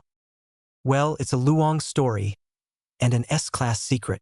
Naruto said. This shocked all the genin. How do you know an S-class secret? Sasuke asked. Naruto chuckled and looked at the stars. Well, it revolves around me in every corner. There were even laws about it, Naruto said sage-like, not giving much information. Laws? What would be so important there needed to be laws? Sasuke asked. Naruto just smirked with amusement. The biggest secret of all? And it even gets me almost killed every day, Naruto said with a sage's voice again. The Jounin were amused at how Naruto was beating around the bush. The genin continued to watch and all had the same thought. Almost killed every day?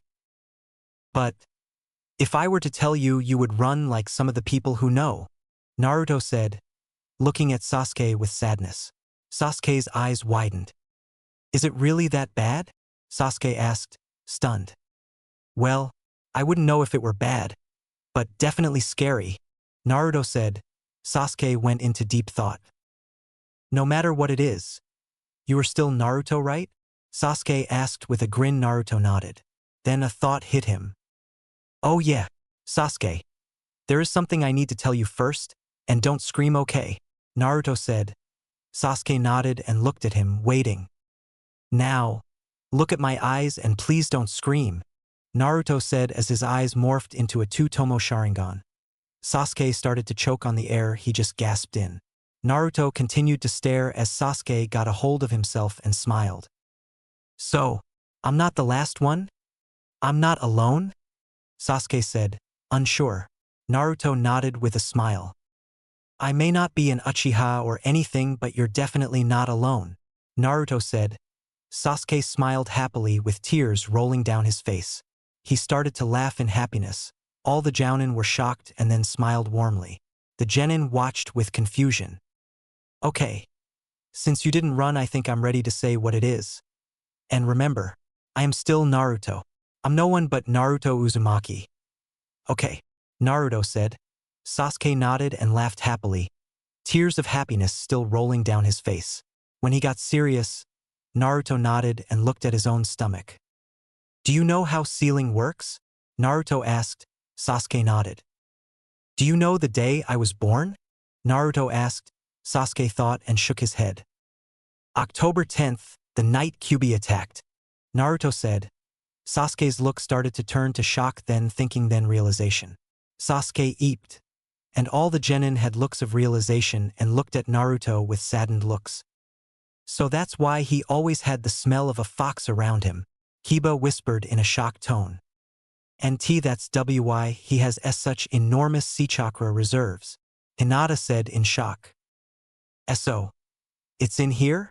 Sasuke said, poking Naruto on the stomach. He looked up at Naruto's face to see a sad look in Naruto's eyes. And that's why you have these? Sasuke said, poking Naruto's whiskers. He burst into laughter and fell on his side. Stop it.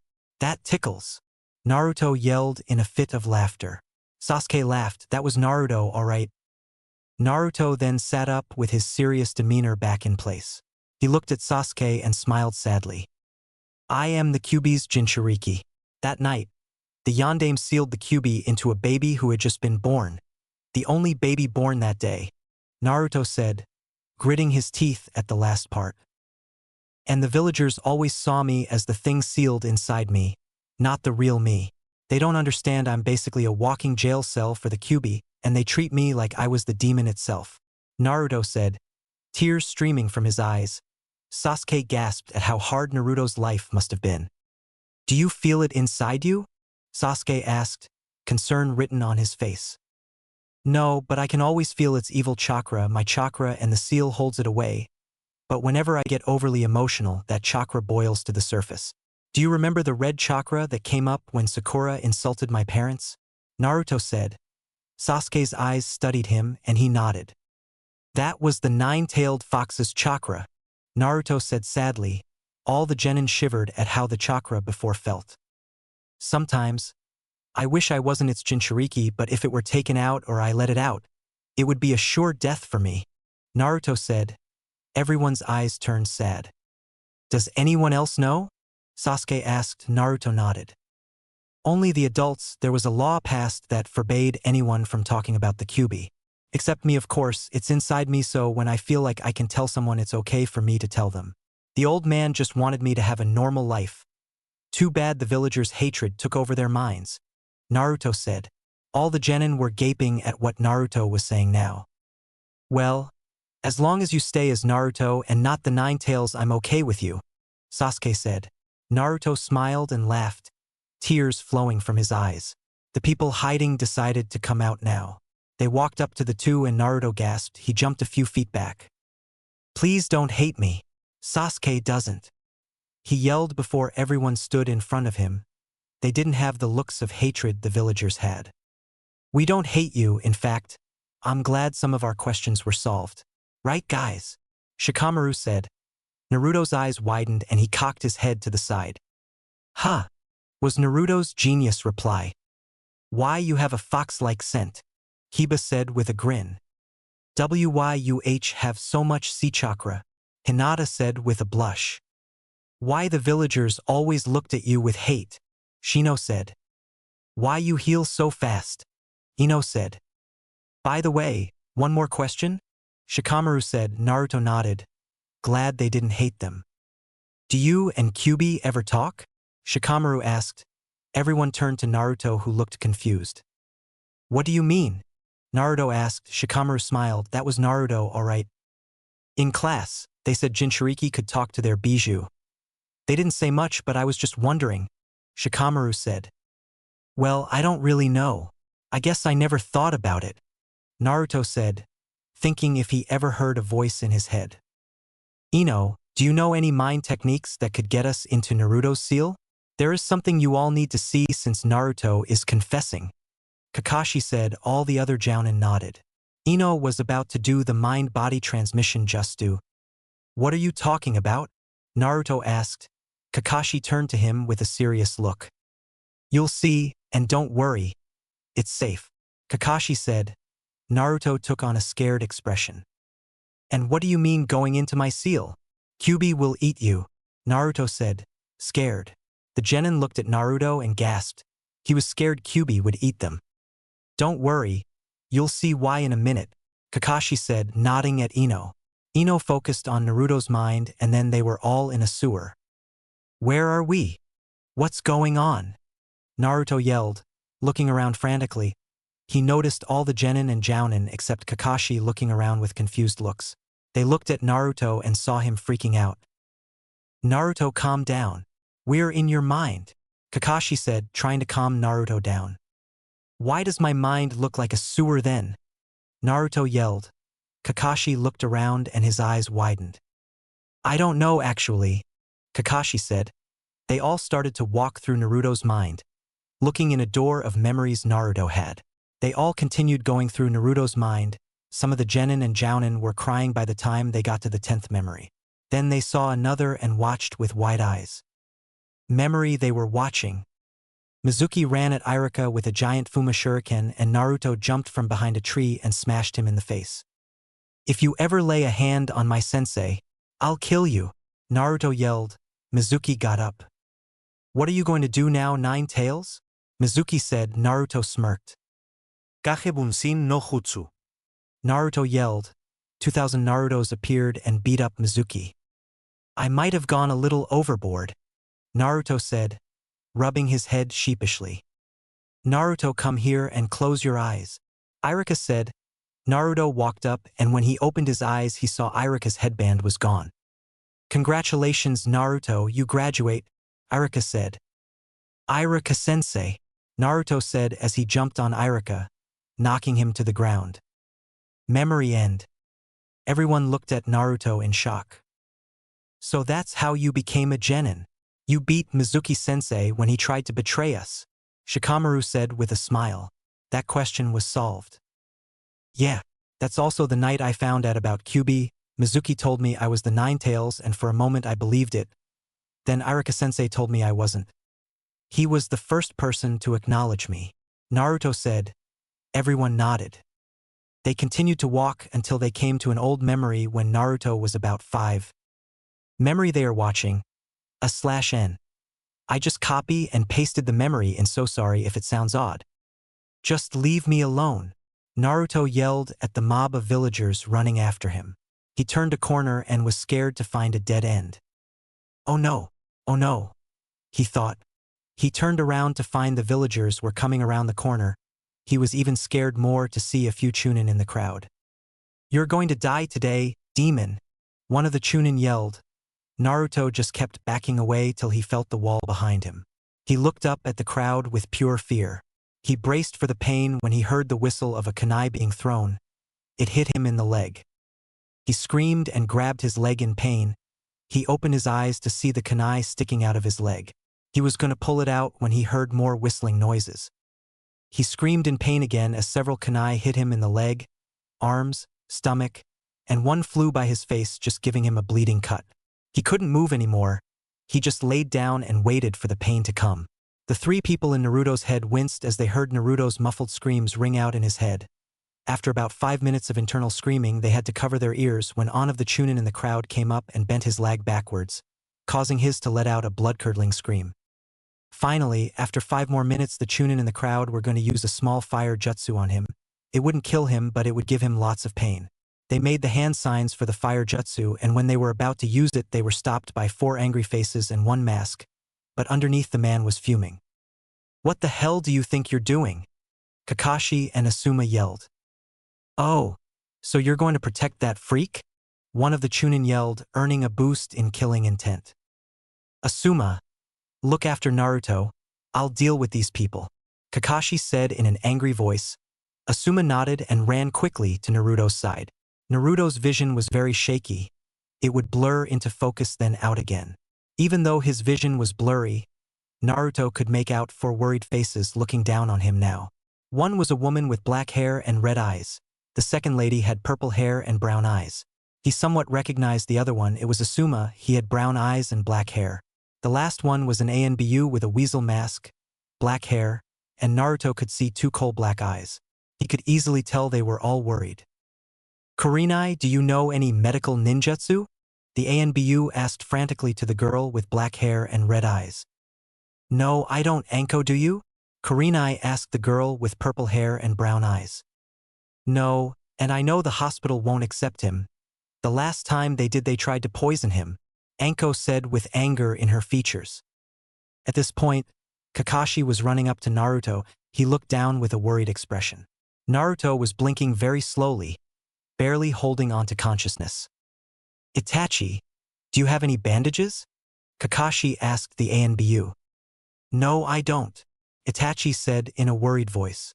They all looked down at Naruto again with worried expressions.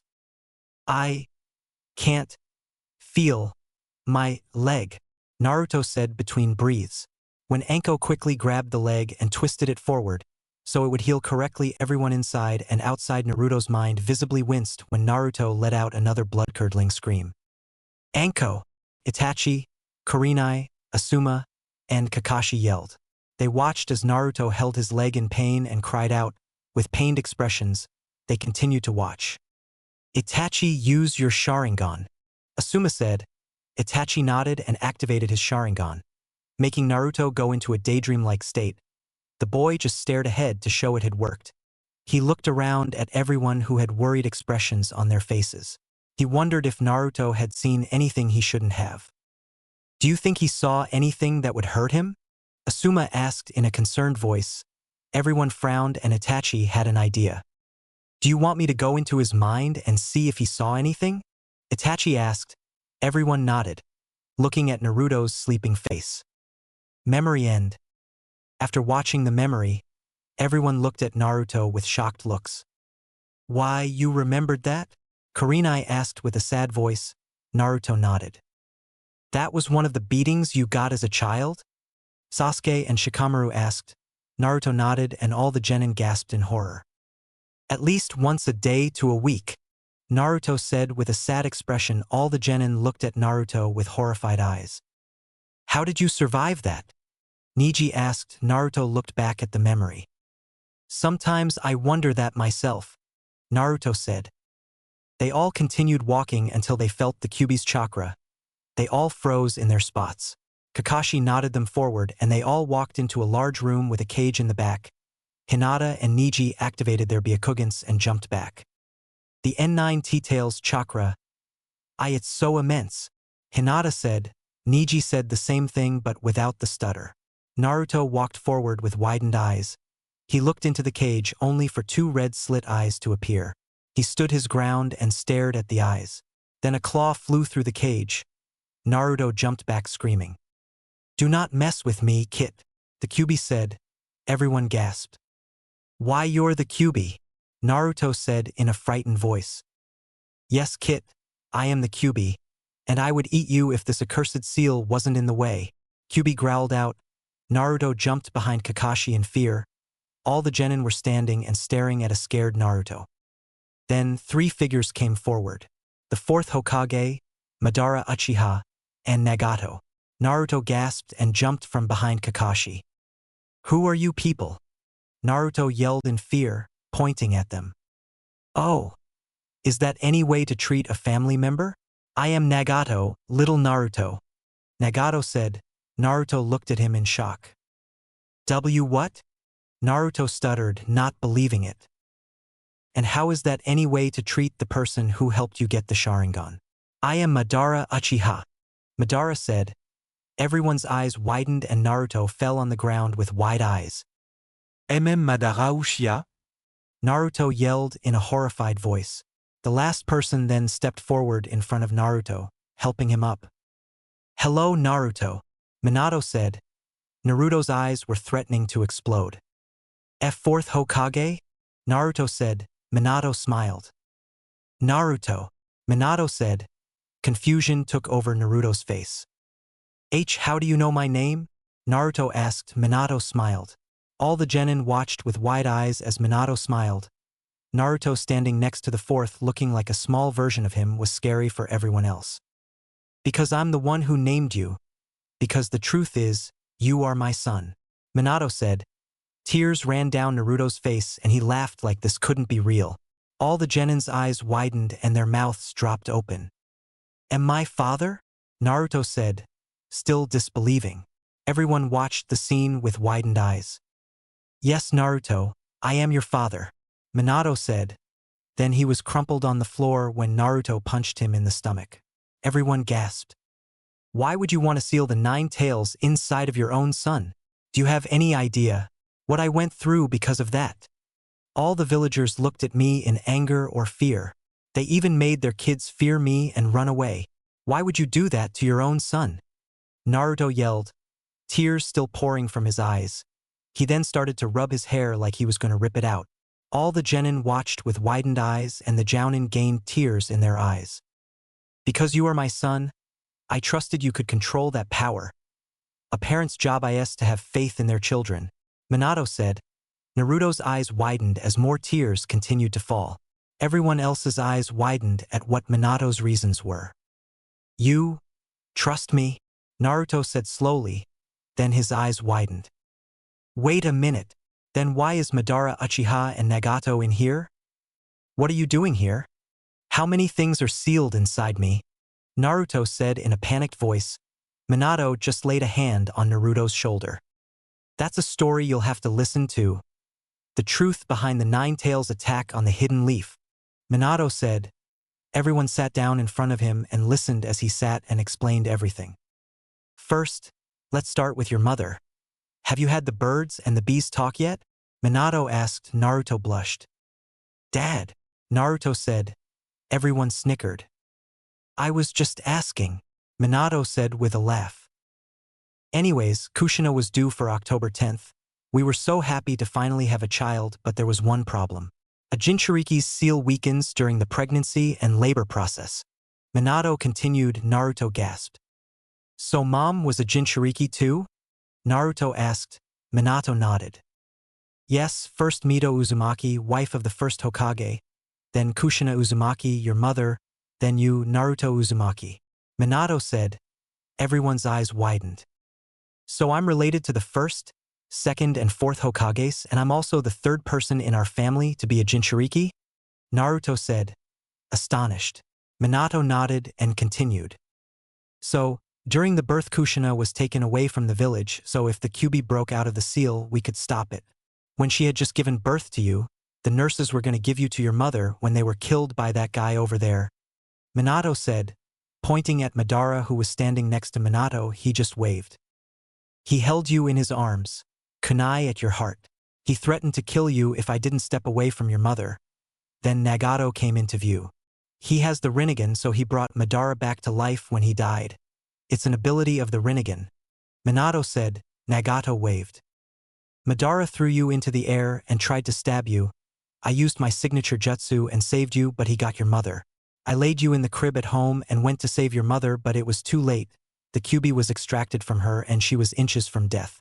I summoned Gamabunta, a summoning from Jiraiya-sensei's summoning contract. I managed to get the Kyuubi, Kushina, and you away from the village before anyone else died. When we were in the middle of the sealing process, the Kyuubi tried to kill you with its claw. Kushina and me jumped in front of it and blocked you from being killed. We would gladly give our lives for our son. Minato continued before being cut off. You would have given your life for me? Naruto asked, happiness filling him. Minato nodded. Then Madara spoke. And when this idiot sealed the Kyuubi, he forgot me and Nagato were on its head, and he pushed so much chakra into the seal, he got sealed too. Madara finished. Everyone's mouths were gaping. So let me get this straight. I have the Kyuubi, Madara Uchiha a Sharingan user, Nagato Uzumaki a Rinnegan user, and my own father sealed inside me? Naruto said, yelling the last part. All of the tenants in Naruto's head nodded. I feel like I'm going to be sick, Naruto muttered as he ran away to a corner of the room. When he came back, he looked better. So why did Madara attack the village with the 9 tails? Sasuke asked. Madara sighed. At the time, I was consumed by revenge. By the way, we saw the massacre from Naruto's eyes that night. Don't try to get revenge. Your brother did it for a reason. You know that too, Madara said. Sasuke thought about it and his eyes widened. You're right. He was never the one to go on a massacre. He hated violence, Sasuke said in realization. Naruto, come rip this seal off so I can rip you to shreds, Kyuubi yelled. Naruto looked at him. Then I think I'll stay over here. Kyuubi, Naruto said, making everyone laugh. Kyuubi, what was our deal when we were first sealed into little Naruto? Nagato asked harshly. Kyuubi laid down. You said I was not to hurt Naruto or suffer your wrath, Kyuubi said. Everyone laughed and Nagato smiled. Good. Now remember that, Nagato said, looking back at Naruto. What? I think of you as a brother after watching you grow up, Nagato said innocently. Naruto's eyes widened and tears spilled from his eyes again. Gosh, I'm crying so much tonight. I can't help it, Naruto said happily. Everyone smiled. Oh Dad, I have a question that I always wanted to ask you. How did you and Mom fall in love? Naruto asked. Minato blushed crimson and everyone snickered. Well. Aha well, Minato said nervously, flushing a brighter shade of red. Everyone snickered some more. Then he decided where to start. Well, I think I have an idea, Minato said, thinking of an idea. What? Naruto said. Minato just smiled like a maniac, making everyone step back. Well, when I sealed the 9 tails into you, I put in my chakra so if the seal broke I could come back and reseal it. Then I added someone special's chakra so when you tried to control the 9 tails power, that person could help you. But, since we're all sealed inside you, you will have some help anyway, Minato said, motioning towards the seal on the cage. What? What am I supposed to do? Naruto asked. You're going to rip the seal off, battle the Kyuubi, and take his power away from him, Minato said, then had a realization. Oh, I almost forgot. I want to teach you a few things before you do anything. Of course, you won't be able to do them outside your mind until you actually learn them, but in here you could do them easily. My own jutsu, the Rasengan, Minato said. Naruto's eyes widened. I will also teach you to enter Sage mode. You won't have to worry about any side effects in your mind either. You can do anything in your mind, Minato said. Naruto's eyes widened. Can I made it not look like a sewer? Naruto asked. Minato smiled sheepishly. Okay. Maybe not anything, Minato said, making everyone laugh. Okay, first, gather chakra in your hand and make it swirl randomly. Imagine a small ball of swirling chakra. Like this, Minato said, making a Rasengan in his hands. Ok, Naruto said, making a ball of chakra in his hands identical to his father's. All the Jounin watched with wide eyes at how much Naruto looked like his father now. Minato smiled. Good, I was right. You can do any jutsu you please in your mind. If you have enough chakra, which won't be a problem for you, Minato said, smiling. Then he explained Sage Mode. Okay now, focus on energy in the environment, draw it in and keep it steady, Minato said, entering Sage Mode. His eyes went yellow like a frog's and got an orange coloring around them. /N. Like Naruto's Sage Mode. Naruto did the same and got the same results. Everyone continued watching as Minato taught Naruto a few things that would help him in his fight. And Naruto, if you want a larger Rasengan, add nature energy to it. Good luck, Minato said. Everyone backed off to the side of the room, watching Naruto walk slowly up to the cage. He turned around. Dad? Are you sure he won't just eat me and be done with it? Naruto asked. Everyone chuckled and Minato nodded. Yes, he won't eat you, Minato said, gaining some small laughs. Ok, Naruto said, floating up to the slip that said seal on it. He ripped it off. Underneath was a spiral. He applied chakra to his fingers and turned the seal on his stomach, undoing the spiral. Kyuubi smashed the cage open with his claws and stepped out. He roared, sending Naruto flying. /N. The fight will be kind of the same. Since he can do anything in his mind, I'm gonna make him envision the jutsu and then make them happen in real life later. Like the Rasen Shuriken. Gah! He's so strong, Naruto yelled, covering his face from the powerful gust of wind. Everyone watched as Kyuubi summoned his chakra, making a compressed purple sphere. It shrank down and he appeared to eat it. He held it in his mouth before he opened his mouth and growled ferally, smoke billowing out. Then he opened his mouth wider and a beam shot out of his mouth, causing the floor rise up by force. The genin gasped at the power and the Jounin paled, recognizing the technique from 12 years ago. Tailed Beast Bomb, the Jounin yelled, shocking the genin as they watched Naruto just manage to get out of the way. The Kyuubi's 9 tails were waving around violently. Some of the genin were about to wet their pants. When they saw Naruto, they tried to keep their eyes on him. Naruto then entered Sage Mode. He jumped into the air and made a Rasengan with his clone and yelled, Sage Art! Super Giant Rasengan! Naruto yelled as he added chakra to it. It grew to the size of 3 of Kyuubi's tails. He pushed the giant Rasengan forward only for it to be blocked by 3 of Kyuubi's tails, causing large waves of water to fly into the air. Kyuubi growled fiercely and threw Naruto back, disabling his Rasengan. He roared so loud that the whole room shook. Naruto then dodged as multiple tails flew up, trying to stab at him. He continued to dodge until the Kyuubi's claw came on top of him, smashing him down and pinning him to the ground. So fast, Naruto thought, since they were all in his mind. Everyone heard the thought echo around the room. Kyuubi pinned Naruto to the ground and lowered his head to look at him with his large red slit eyes. Do you think you can beat me? Kyuubi said in his dark, evil voice, making everyone shiver. Naruto continued to squirm. Why would I break the seal otherwise? Besides, Naruto said as Kyuubi felt something grab one of his tails. We gotcha, Naruto yelled. The shadow clone under Kyuubi's claw poofed out of existence. Naruto flipped Kyuubi over on his back, with a yell of surprise from Kyuubi. What monstrous strength, Kurenai said. Minato nodded. It's from Sage Mode, Minato said. Everyone continued watching. Then they saw Naruto in the air with 2 shadow clones. They were making a normal Rasengan, then it turned into a shuriken. The feel of the chakra made the Jounin gasp. That feels like a strong wind affinity, Asuma said in shock. All the genin watched with widened eyes as Naruto prepared to throw it at Kyuubi. And now my newly imagined move made from my own chakra and not yours, Naruto yelled, Everyone's eyes widened when he said he just thought about it. Wind style. Rasen Shuriken. Naruto yelled. Everyone gaped as he threw it at Kyuubi. The explosion was so big that even Kyuubi was dazed. How did he do that? Kakashi asked. Minato watched with widened eyes. Well, I did say he could do anything in his mind. He just made a new jutsu that could be made at real life, but only by him, Minato said with shock pure in his voice.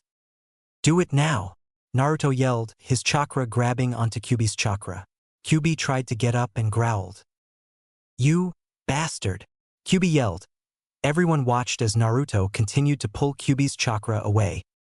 He's weakening. Now's my chance, Naruto thought. The thought rumbled through the sewers. Then to everyone's shock, Kyuubi growled and sent something red up the chakra. The red aura engulfed Naruto's chakra and he grunted, trying to hold on. Hatred, suffering, I want to kill, rumbled throughout the room. Naruto gasped. What? Naruto yelled, trying to pull on the chakra. Then eerie voices rumbled throughout the sewers. Help! I hate all this. It's not going to work anyway. I'll get revenge. Naruto grabbed his head with one hand. What is this? Naruto thought. The thought rumbled through the sewers. He continued holding his head.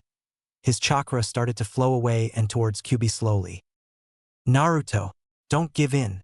That's what Kyuubi wants. Nagato and Minato yelled. Everyone continued watching. Naruto, some of the genin yelled. Naruto continued holding his head. Naruto's sage mode faded away and Kyuubi leaned up slightly. You cannot control my power. You are just a small portion of my hatred, Kyuubi said. Naruto started to pant and his eyes widened as he heard past remarks rumble through the sewers. Is he the one? Get lost. No one will ever respect someone like you. Get lost. Get lost. Get lost. Get lost. Just go away. Everyone gasped. They realized these were memories Kyuubi was sending back at Naruto from his past, trying to make him give in.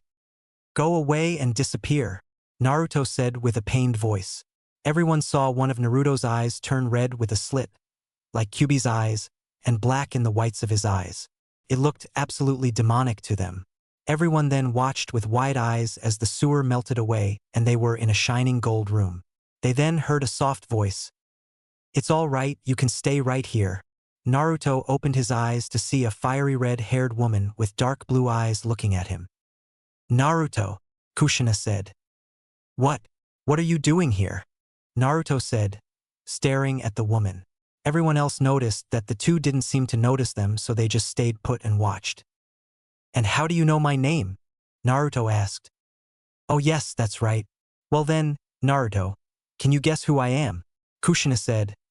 Naruto stared at her for a little bit, making her giggle. Then he spoke. No way, Naruto said. Have you figured it out? Kushina asked, smiling. Your Nine-Tails' real form, Naruto yelled, pointing at her. Everyone watching face-bombed. She froze for a minute, then grabbed her stomach and laughed. That's such a crude laugh. You're trying to fool me by disguising yourself as a woman? Nine-Tails, Naruto yelled. Kushina's hair flew up like tails and she hit Naruto on the head. You got it wrong, you know? She yelled.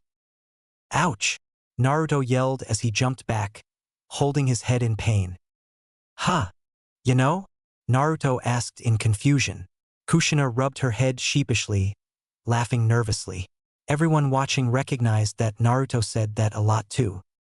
I couldn't stop myself from hitting you. I was born impatient, and I talk fast, so I use some weird phrases. I try to control it, but it slips out when I get excited. What about you? I hope you didn't get any of my bad speech patterns, Kushina said. All the people watching thought the same thing. He did get your speech patterns? And your attitude for that matter. Then, Naruto said. Minato didn't say anything to you? Shame on him. Kushina said. Naruto started to quiver. Yes, she said before being cut off by Naruto running into her and hugging her. While shaking, she smiled. I've wanted to meet you for so long, Ma. You know? Naruto said. Everyone watched as the eye that looked like Kyuubi's with black around it changed back to the normal pure blue and let some tears fall. You know, huh? You really are my child, Kushina said, making everyone smile. After a little bit, Naruto pulled away with a big smile. There's tons of stuff I wanted to ask you when I met you, Naruto said, literally jumping in joy. Sure, you can ask me anything, but first, we must tame the 9 tails, Kushina said. Everyone watched as Naruto yelled and chains shot out of him, restraining Kyuubi. This chakra, Kushina, is that you? Kyuubi said, shocking all the Jounin and Genin. Everyone then turned to watch Kushina and Naruto who were sitting on the ground. Minato embedded my chakra into the seal formula, so that when the time came for you to take control the 9 tails power, I could be of help, Kushina said. Naruto continued smiling. Are you listening? Kushina asked. Naruto put his hands behind his head. I'm glad that you're so beautiful, Ma, Naruto said, making everyone laugh. Well, thank you. Your hair is just like your father's. But I'm sorry you inherited my looks, Naruto, Kushina said, giggling. Why? If I got my pretty mom's looks, that makes me handsome, right? And you have nice, straight red hair.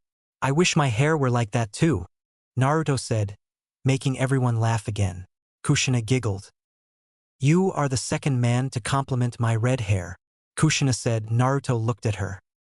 Really? Who was the first? Naruto asked. Kushina smiled. Who else? Your father, Kushina said, laying a hand on Naruto's shoulder. Oh, that's right, Naruto said. What is it? Kushina asked, confused. Hey, I always wanted to ask you one thing if I ever met you. How did you and Dad fall in love? Naruto asked. Kushina blushed and giggled. What an embarrassing thing to ask, you know? Kushina said. Hey, you said, you know, you're excited, Naruto said, laughing. Everyone else laughed too. In this case, it's more like shaken up, you know? Kushina said. Naruto and everyone laughed again. Hey, you said it again, Naruto said, laughing. Kushina blushed and smiled. Everyone else laughed. Let's see, Kushina said, recalling the events. Note: italics means it's in the story and normal text means outside the story. Also, they are basically seeing her memories in a way so they can see the interactions in the story. It was the first day I came to the Hidden Leaf Village. That's when I first met your father, Minato. All right, we have a new transfer student today who will be attending our academy, the teacher said. I'm Kushina Uzumaki, you know? Oh, Kushina said, covering her mouth quickly. Look at the color of her hair, one kid whispered. How can anyone have hair like that? Another kid whispered. How do you get it that red? Another asked. Her hair's really weird, a different kid whispered. I wouldn't even date hair like that, another kid said. Hey, be quiet. Settle down, the teacher said. I'm going to become the village's first female Hokage, Kushina yelled. Then 12-year-old Minato stood up. I want to become a great Hokage who will be admired by everyone in the village too, Minato said, smiling. A Hokage who is admired by everyone in the village, huh? Naruto said.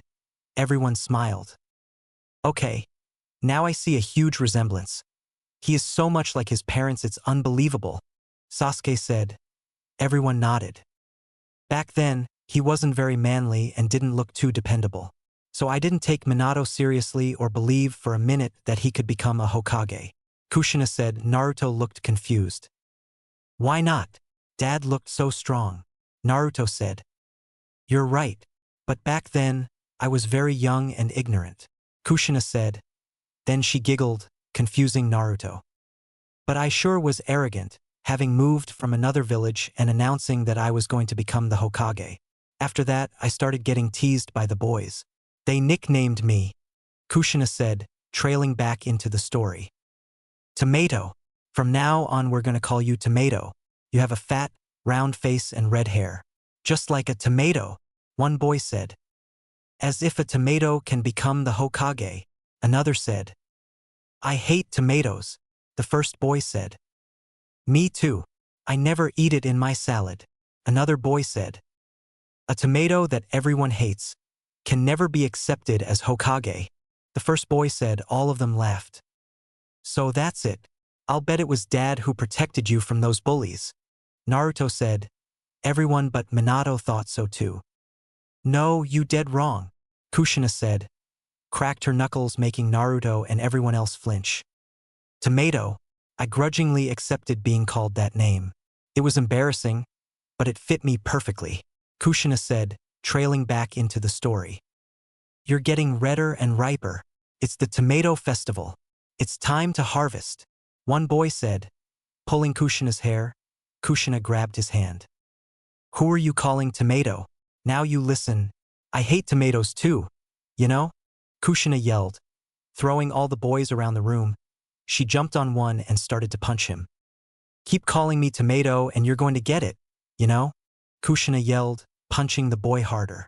She turned and saw Minato and another boy laughing. What are you laughing at? Kushina yelled. Minato jumped and turned quickly, looking at her out the corner of his eyes. I always beat those bullies at their own game and turned them into smashed tomatoes, Kushina said, cracking her knuckles again. The girl with the long red hair who beat the boys half to death. As expected, I was stuck with a new nickname, the Red Hot Habanero, Kushina said. All the Genin's eyes widened as they remembered the name from class. The most fearsome kunoichi in Konoha was Naruto's mother. Kiba and Shikamaru were always saying that mothers are really scary. They were right. Naruto's thought echoed through the sewers. All the Jounin and Genin laughed as Kushina looked at Naruto, then went on. Always fighting. Of course, I always won these fights as the Red Hot Habanero. But, Kushina said, going back to the story. A kid from my class walked out from behind a tree. Behind him he had his Genin older brother. Are you the one always making my kid brother cry? The brother asked. That's because he's always messing with me, you know? And he's such a wimp, Kushina yelled. The boy looked away. I'm a Genin. Cool. Huh? I have to teach anyone who bullies my kid brother a lesson, he said, cracking his knuckles. We were jumping through the tress and he threw a real kunai at me. I turned on him and clothes pinned him in the neck. Turned out he did a substitution and he grabbed my hair so I couldn't run. You can't even recognize a substitution jutsu? You're still just a kid. Your hair's so red, and it's stiff like thread. Hair like this is ugly, his brother said. The kid from Kushina's class walked up and laughed in her face. Serves you right. The boy laughed before gasped at Kushina, who was crying. I don't like my hair either, Kushina yelled. Breaking out of the boy's grasp, she then proceeded to beat him up. But even with hair like this, I'm still me, Kushina yelled, beating up the Genin. The little brother ran away screaming. The Red Hot Habanero. Outsider. Like an outsider could become the Hokage, the brother yelled, leaving. Kushina looked up and saw Minato in a tree. Not going to help an outsider? You agree with them too, don't you? Kushina yelled. Minato said, before Kushina ran away crying. Why did I ever say I wanted to become Hokage? Kushina thought.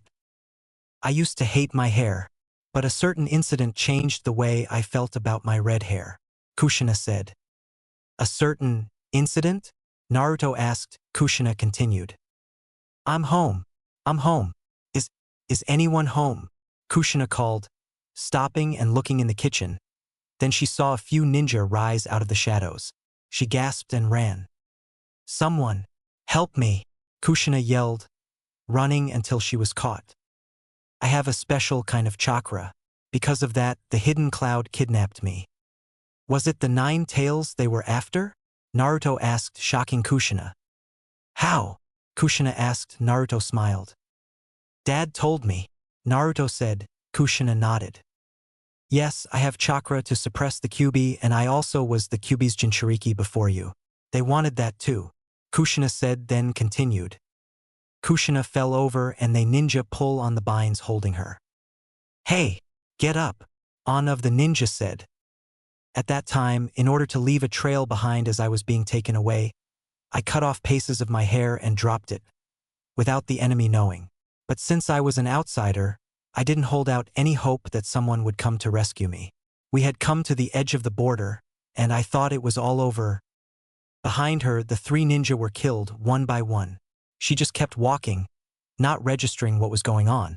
Minato dropped in front of her. "Are you hurt?" someone asked. Kushina looked up as the moon lit up the dark. Minato was a few feet in front of her. "I came to save you," he said, smiling. She smiled, then fell to her knees. He rushed and caught her before she was on the ground. "You'll be all right now," Minato said, picking her up bridal style. "Hey, wait a minute," Kushina said. Minato jumped into the air, the moon illuminating the night. Kushina looked at his smiling face, then at his hand. In his hand were a few strands of her hair. "That's," she said disbelievingly. "Your hair is beautiful, so I noticed it right away," Minato said, smiling. Kushina looked away. "But you always ignored me," Kushina said. "Because I know that you're strong in body and in spirit. But this is a fight between two villages. This is different from your other fights, so," Minato said, landing on a tree. "So," Kushina said. Minato smiled. "I didn't want to lose you," Minato said. Kushina's eyes widened. The girl Genin listening let out awes at how sweet Minato was. "Even if I'm an outsider?" Kushina asked. Minato looked puzzled. "Why do you say that? You live in the Hidden Leaf Village, so you're one of us," Minato said. At that moment, Minato was a great ninja in my eyes. He was the man of my dreams. He changed me. This red hair I used to hate brought me the man of my destiny. And it became the red thread of fate. After that, I learned to love my hair. And I fell in love with Minato. Naruto smiled many different smiles. No one could tell what he was thinking now. But they knew he was happy. "Only men who compliment my hair get to hear these precious words from me. Naruto, will you accept them?" Kushina asked. "Aha!" Naruto nodded with a large smile. "I love you," Kushina said. Naruto's face turned to shock. Then he looked around, his smile getting bigger. Everyone felt joy with him. Kushina then poked Naruto on the chest. "When you put the yellow flash of the leaf and the red-hot habanero together," Kushina said. Naruto jumped up and laughed. "You get the leaf's orange spark," Naruto yelled. Kushina smiled. "N. I changed Hokage to spark because I thought it sounded better." "That sounds cool, you know?" Kushina said. Naruto giggled. "I'm going to be Hokage like Dad," Naruto said. Giggling, Kushina smiled. "Hokage, your dream is the continuation of Minato's and my dream," Kushina said happily. Everyone's eyes widened as they realized that it was true. "Yeah, I won't let your dreams down," Naruto said with a smile. "Naruto," Kushina said, a tear falling from her eyes. "But before that," Naruto said, looking back to where Kyuubi was. Then they were all back in the sewer. Kyuubi growled and looked at Naruto. Kushina's soft voice echoed through the sewers. "I love you. What is this? I feel so calm." Naruto's thought rumbled through the sewers. "I love you. I feel so happy." Naruto's thought rumbled through the sewers as he opened his eyes. He yelled in determination. "Damn you, Kushina," Kyuubi said. Everyone watched with wide eyes as Naruto shoved the Nine Tails' hatred back with a yell. "My chakra that's suppressing the Kyuubi won't last much longer. This is your chance to do it," Kushina said with determination. "All right," Naruto said with sheer determination in his eyes. Multi-shadow clone jutsu. Naruto yelled, making lots of shadow clones. "You brat," Kyuubi yelled, trying to rip away Kushina's chakra chains. "Go!" Naruto yelled. All the Narutos ran forward. Kyuubi ripped off the chains. "Just as I thought. He's really strong," Kushina said. All the Narutos started to make Razengans. "Take this," they yelled. Kyuubi roared, shaking the whole foundation of the room. All the Narutos jumped into the air. "Rasengan Super Barrage," Naruto yelled. Kyuubi slashed at all the clones. "Don't underestimate me," Kyuubi yelled. "I can keep going, you know?" Kushina said, making the remaining chains on one of Kyuubi's legs pull out from under him and trip him. Kyuubi fell over onto his back with a roar of outrage. Here, Naruto said, entering Sage Mode. All the remaining Narutos entered Sage Mode and made their Razengans about as big as Kyuubi's head ×2. Everyone watched with widened eyes. It was so bright it almost looked like the sun, but they could still stare into it. About 70 enormous Razengans were threatening to hit Kyuubi now. Kyuubi's eyes widened from shock. Sage Art. Massive. Rasengan Barrage. All the Narutos yelled in Unshin, echoing throughout the sewers like 70 bullhorns taped together. All 70 Razengans hit Kyuubi and sent him flying back, smashing into the cage with a thundering thud. Then one Naruto came running at him with a Rasen Shuriken in hand. One more round, Naruto yelled. Wind style. Rasen Shuriken. Naruto yelled, hitting Kyuubi in the face, pinning him against the cage. All the Naruto clones grabbed Ninetales chakra. Naruto held the jutsu as long as he could, keeping Kyuubi stunned at the power behind it. What kind of power at this? Kyuubi yelled, getting smashed against the cage more. Everyone watched how the tables had turned. Pull! All the clones yelled, pulling on the chakra. Naruto was still holding the jutsu. Get out! Naruto yelled. Kyuubi went flying back more, into the cage which was now not there because of the force. You did it! You pulled the Ninetales chakra out. Kushina said. All the clones disappeared and another version of the fox appeared. It was his chakra. Everyone watched with wide eyes as it all seeped into Naruto's chest. When it was done, Naruto was glowing orange and yellow, markings all over his skin and flames rolling off of him. Kyuubi sat up. He now looked like he hadn't eaten in months. Naruto looked at himself. This is the Ninetales, Naruto said. Kyuubi glared at him angrily. Naruto, you, Kyuubi said. Naruto looked up with slight fear in his eyes. You have infuriated me, Naruto, Kyuubi yelled, his tail sticking into the air. He made a tailed beats bomb the 7 times the size of himself. Everyone gasped. The Ninetales was so strong. You still have that much power, Naruto said with shock in his eyes. Kyuubi pushed so much chakra into the attack that his tongue rolled back and his eyes paled out slightly. You really are amazing, Naruto said, twisted the seal on his stomach. Red fences fell down, pinning all 9 tails and then the rest of Kyuubi. The tailed best bomb fell to pieces. This is the 6 paths? Kyuubi said in a confused tone. Then 2 large red gates closed, the spiral of the seal winding back up. The cage darkened so only one glowing, blood-red slit I was showing. You watch out, Naruto, Kyuubi said, closing his eye. The cage was pitch black. I'm sorry, Kyuubi, but I'll make it up to you, so just hang in there for a little while. Naruto's thought rumbled through the sewers. He turned and walked up to the shocked spectators. They all had looks of pure shock, even Minato, Madara, and Nagato. What? Naruto asked. They just gawked at him. He looked at himself and giggled. Oh right, I'll call this Ninetales chakra mode, Naruto said happily. Then he stopped using Kyuubi's chakra and returned to normal. Naruto? Did you seriously just beat the Ninetales? Kiba asked. Naruto smiled. Sure, in my own mind, Naruto said with a laugh. Everyone just stared at him in shock. Naruto? How did you come up with those moves? Minato asked. Naruto shrugged. I don't know, I just thought about them, how to do them, then named them. That one with the shuriken I named Wind Style because to me it felt like a wind jutsu. Naruto said simply. The Jounin just stared at Naruto for a little bit until Kakashi spoke. You might be a jutsu genius. That attack was so strong even Kyuubi was stunned for a little bit. Kakashi said. They all heard Kyuubi growl in disapproval. Shut up, you perverted Cyclops. Kyuubi growled out in anger. Naruto walked up to the cage. Kyuubi already regained its usual appearance now. Hey, Naruto said, raising his hand. Everyone watched as a red gate came down on Kyuubi's neck, pinning him down. Naruto jumped up on his cheek, standing in front of his blood-red eye. Naruto smiled, looking into the fox's eye. You know, one day I'm going to free you from all your hatred, I know what it's like to be gripped by it and want revenge. One day, you won't have to fear it anymore, Naruto said.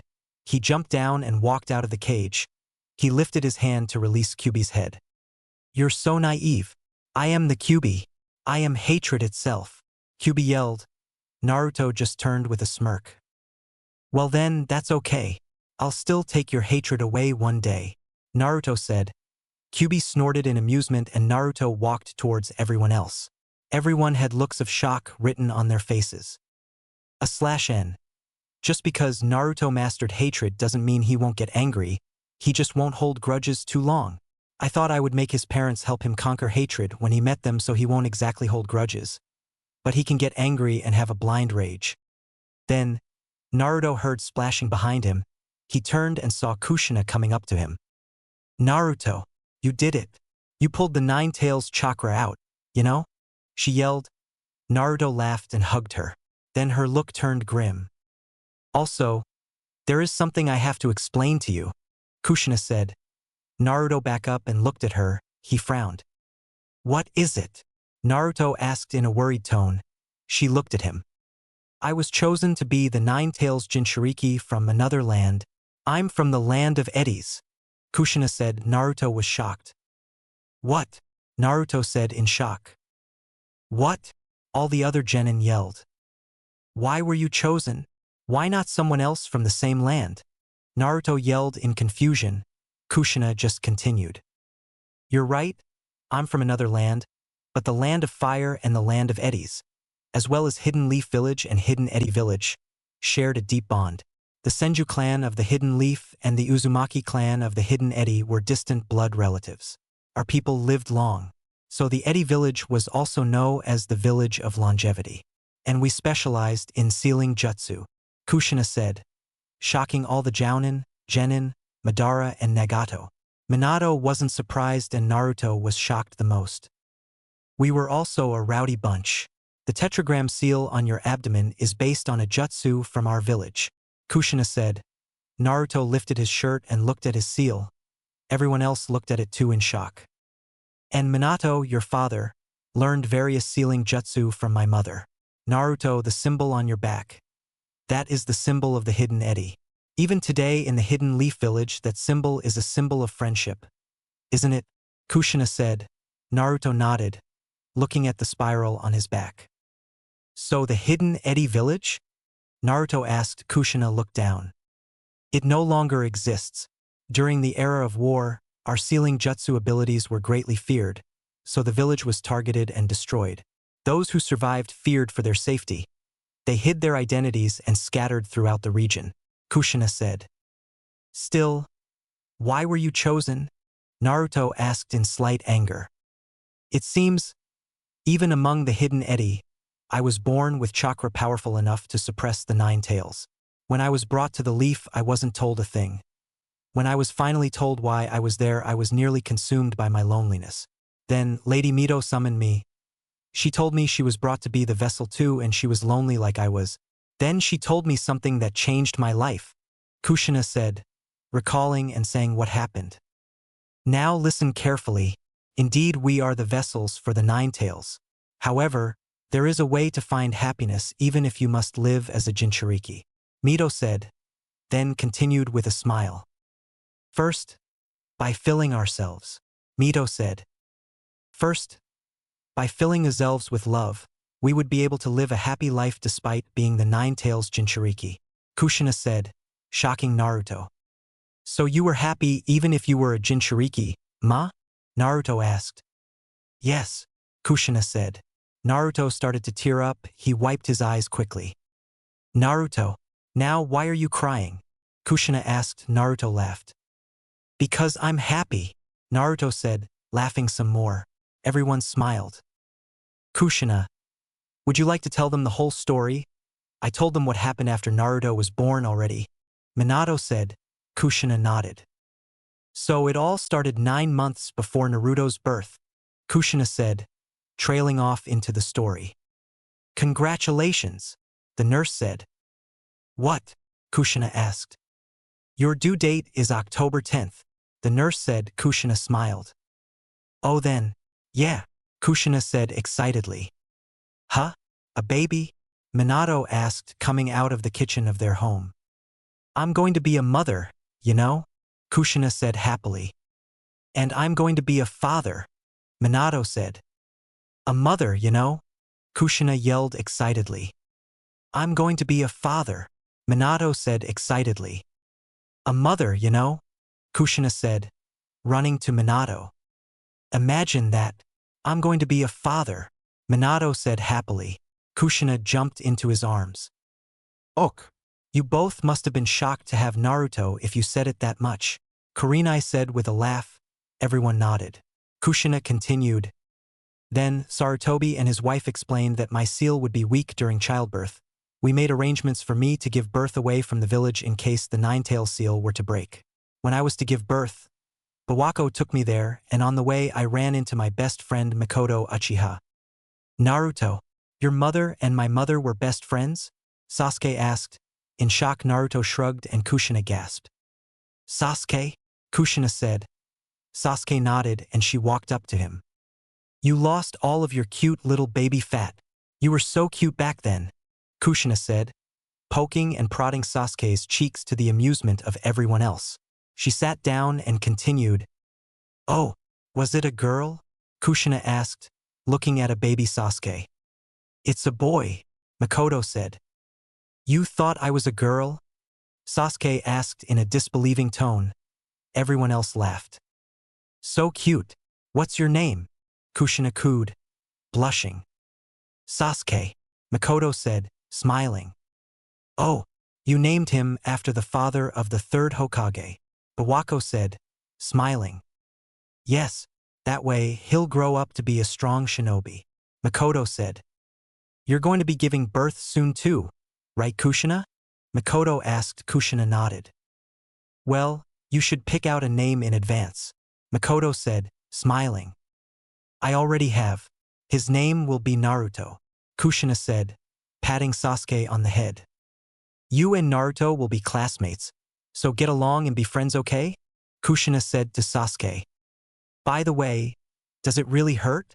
Kushina asked. Makoto laughed. So there's actually something that scares you, Kushina? I'm surprised. Makoto said with a laugh.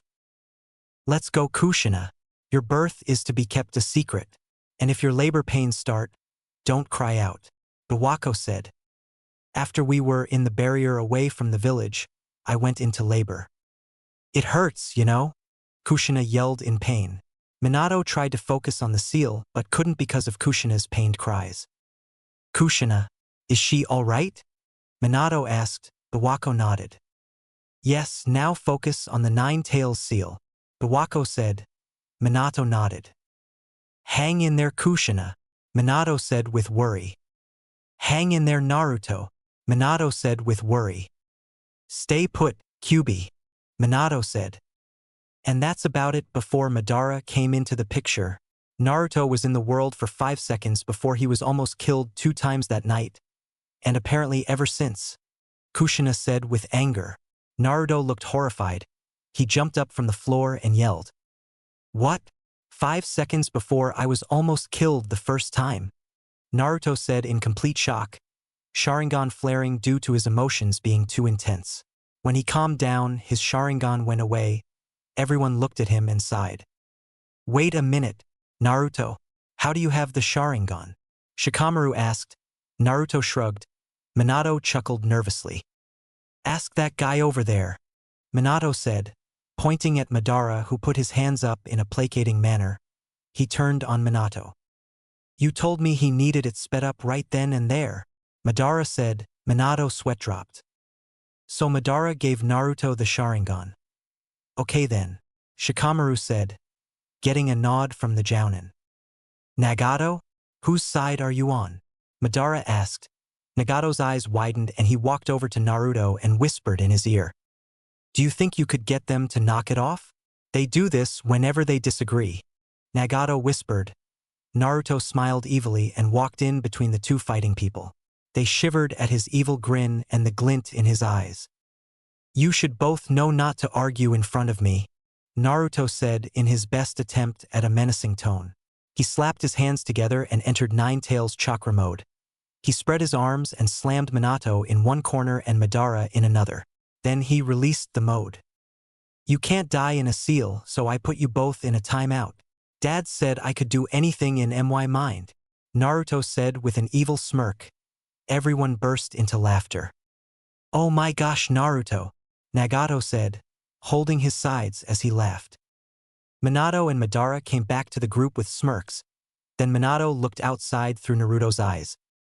I think it's about time you left. It's been about 2 hours now. Minato said. Everyone nodded and Ino prepared to release the jutsu. Naruto ran and hugged Kushina before her chakra faded, and then he hugged Minato, who would stay for sure.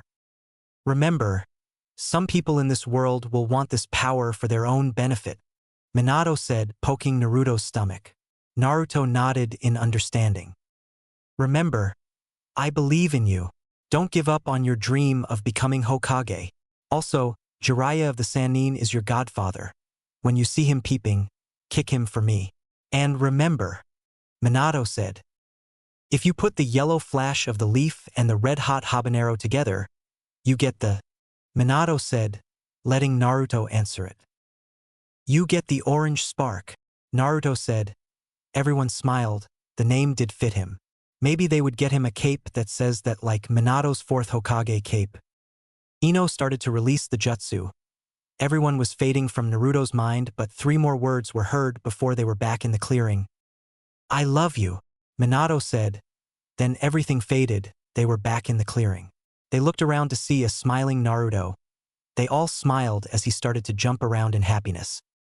And the Nine Tails explains where he got all of his stamina.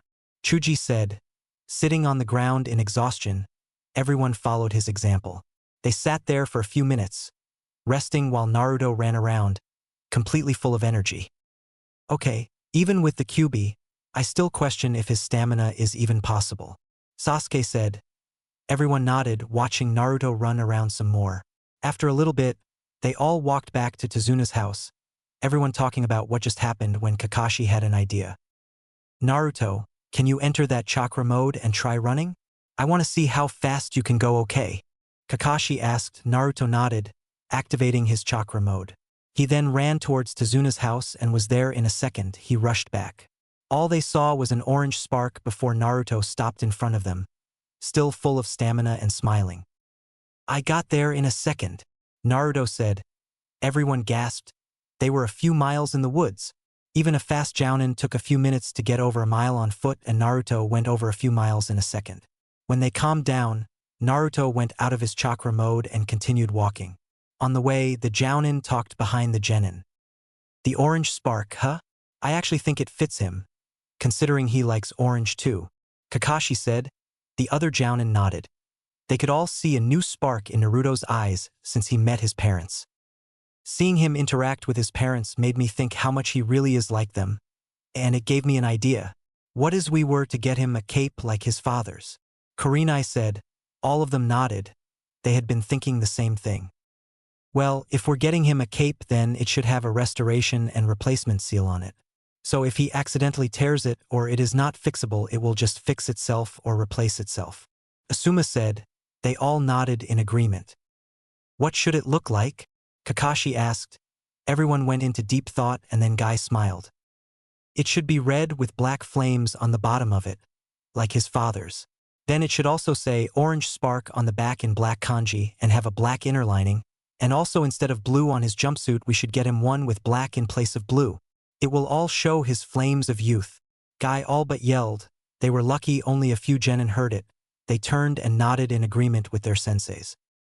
/N. His cape will be like the one when he fought the 6 Paths of Pain, but it will have orange spark written on the back in kanji like on Minato's cape. By the way, how do we tell them we think Zabuza is still alive and will try to attack again in little less than a week? Asuma asked. They all frowned. I think we should just break it to them, Kakashi said. They all nodded. When got to the house, the jounin told the genin. What? But you said he was dead. All the genin yelled. The jounin chuckled nervously. Well, it turns out it was a fake hunter ninja, Asuma said sheepishly, totally out of character in the genin's opinion. That means we're going to train you. We're going to train you to control chakra and see what your affinities are, Guy said in his usual confident voice. The genin then looked determined. What about Naruto, Sasuke, and Kakashi's Sharingan? Or Naruto's Nine Tails chakra mode? Can't we use those? Kiba asked. The Jounin looked at Naruto, who looked like he spaced out. When he focused again, he turned to Kiba. My dad says those abilities are just tools, not crutches. We can't rely on them, Naruto said. The Jounin nodded in agreement and the genin looked at Naruto in shock.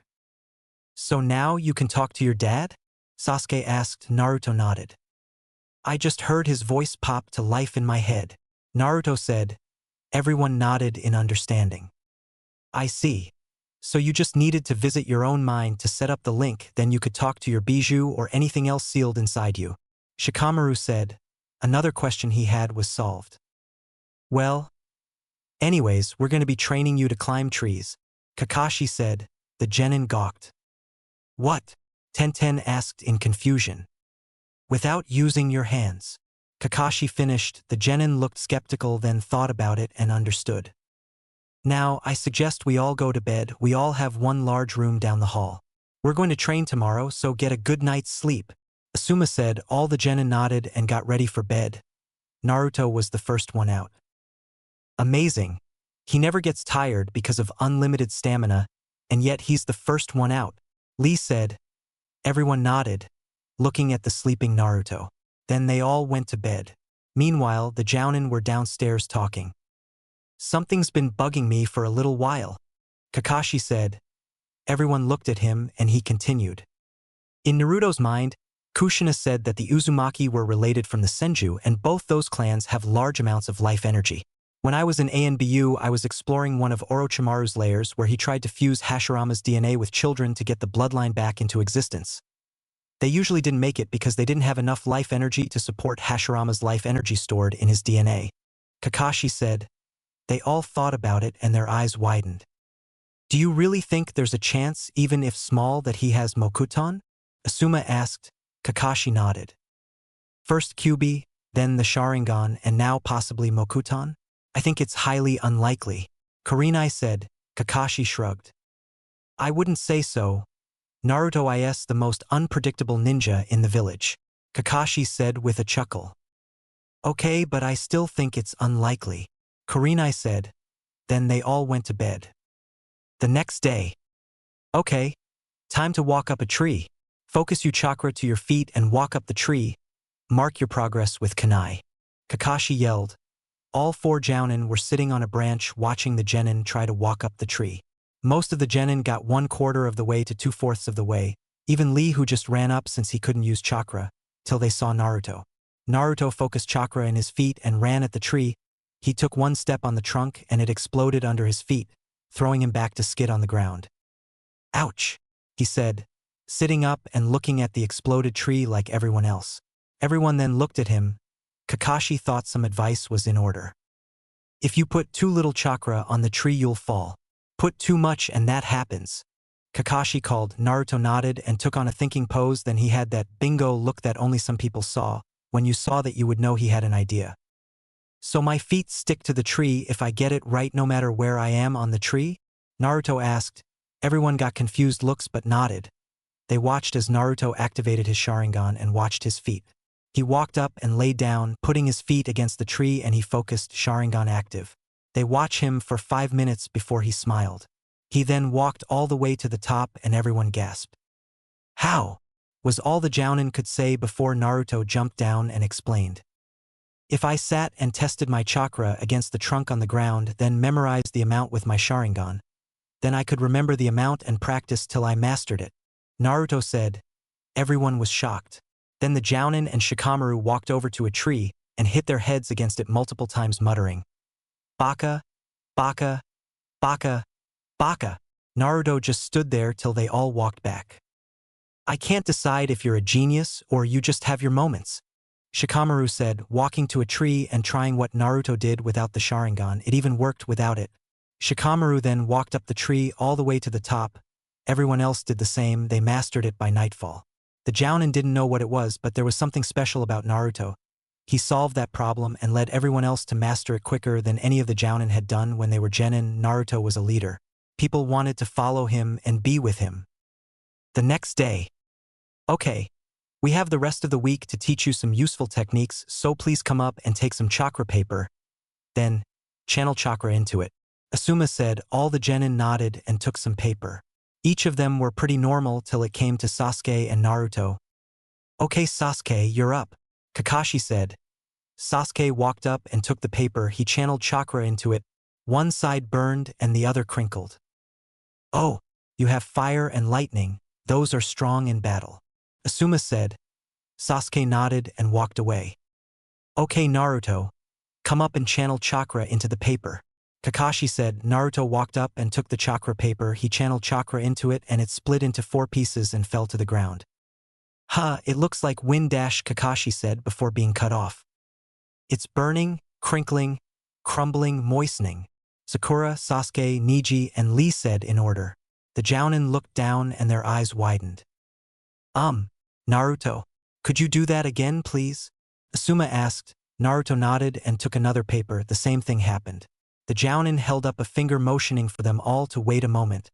They walked to the side of everyone. How? No one's ever had all 5 affinities and certainly not a normal genin, Kurenai said. They all nodded and looked at Naruto, then turned back. Well, whoever said Naruto was your average genin? Kakashi asked. They all nodded. It appeared wind was his normal or primary affinity. The fire is probably from Madara, the lightning from Nagato, and the water and earth. I'm starting to believe Kakashi about the Mokuton theory, Asuma said.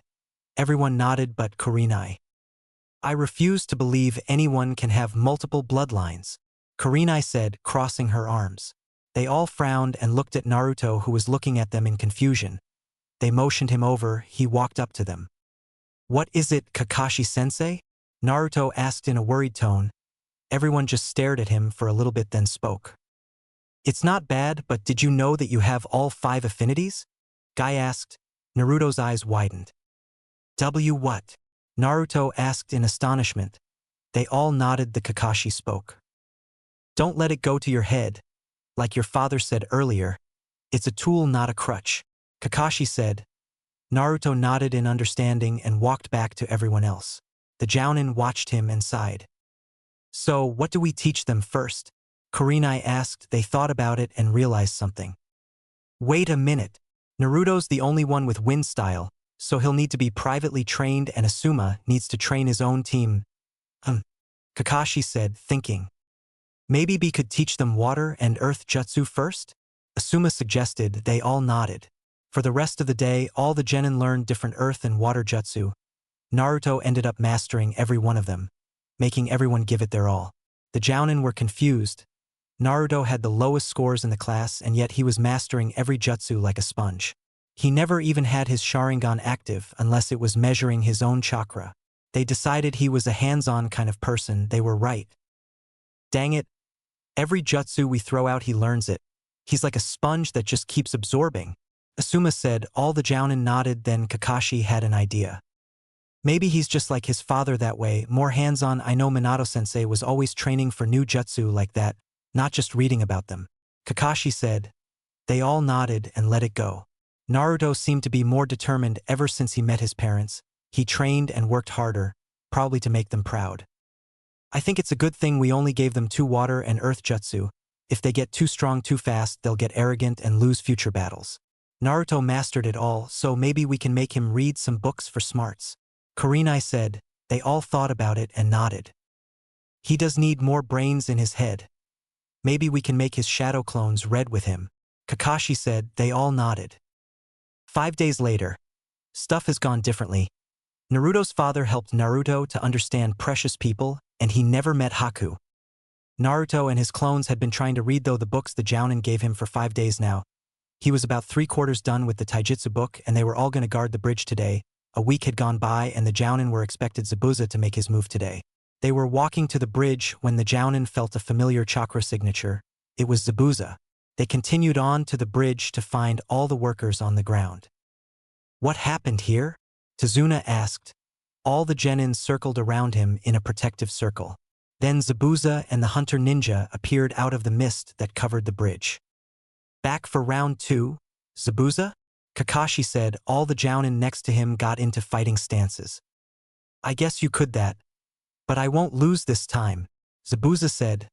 Then Sasuke stepped forward. That hunter ninja is my opponent, Sasuke said, looking at the masked person. Zabuza chuckled. Oh, Haku, it looks like you have a rival, Zabuza said in an amused tone. Kakashi had an idea. This is Sasuke from the Uchiha clan, Kakashi said. Zabuza's eyes widened. Then he has the Sharingan too. Haku, are you up for this? Zabuza asked. Haku nodded. Sasuke charged at Haku and they got into a weapon fight. Senbon versus Kunai. Sasuke got knocked back and Haku made a hand sign. Secret jutsu. Crystal ice mirrors. Haku yelled. Ice formed around Sasuke. He tried to burn it with a fireball, but it didn't work. You'll use something hotter than that to burn through this ice, Haku stated. She started to pelt Sasuke with Senbon. Naruto didn't have any jutsu strong enough to attack the ice though. He made a shadow clone stay outside while he jumped in for Sasuke. He was pelted in the leg and couldn't move. Gah! Damn it! He yelled. His shadow clones was hit with something and dispelled. Naruto, can you move anymore? Sasuke asked. Naruto shook his head. His leg was so numb he wasn't even sure if it was even there. Damn it! Can you use Ninetales chakra mode to run through? Sasuke asked. Naruto frowned and shook his head. Haku gasped in fear at the word Ninetales. Is there any way you can use your wind nature to amplify my fire? Sasuke asked. Naruto frowned. No, they never got around to that, Naruto said. Sasuke cursed. Then what do we do? Sasuke asked. Naruto thought and came up with nothing. We have to endure it till someone can help us. We can fight a little, but if we move too much we'll run out of energy to keep fighting, Naruto said. Sasuke nodded and looked for Haku.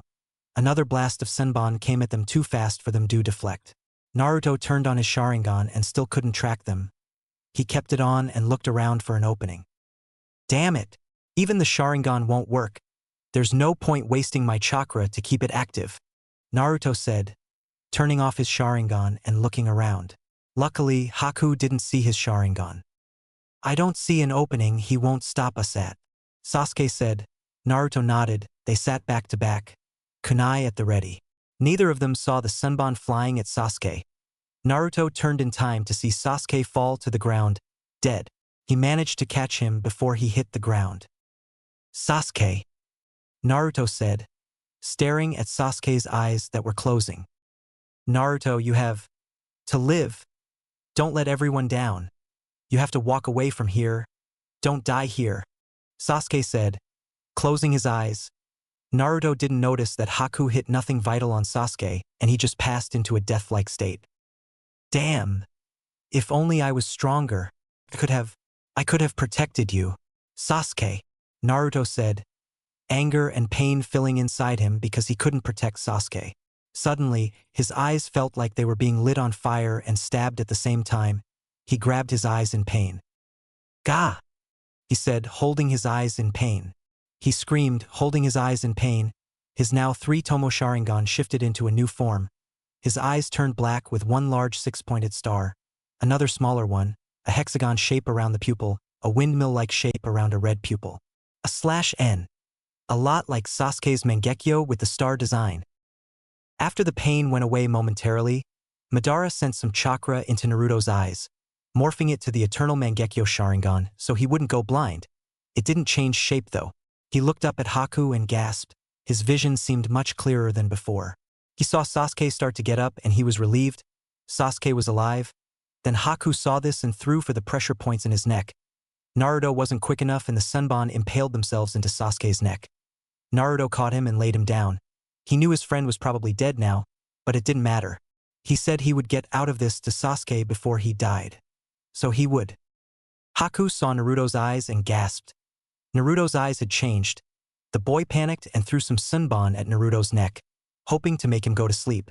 Naruto yelled in sadness over Sasuke's death and would rose from the ground, engulfing him and Sasuke into an impenetrable shield. He was in a blind rage and didn't realize what had just happened. All he knew was that his friend was dead. Warm tears rolled down his face as he looked at Sasuke's pale face. I'm so sorry, Sasuke. If I trained harder than I would have been able to protect you. It doesn't matter now. I promise you. I will get stronger and protect everyone else. No one else will die if I can help it. Naruto said. Looking at Sasuke's face, Minato and Madara smiled sadly but proudly. Instead of wallowing, Naruto would take this and save his other friends. Naruto looked around and gasped. Was this wood? Everyone in Naruto's mind watched with widened eyes. Naruto had unlocked the same bloodline as Hashirama Senju, the first Hokage.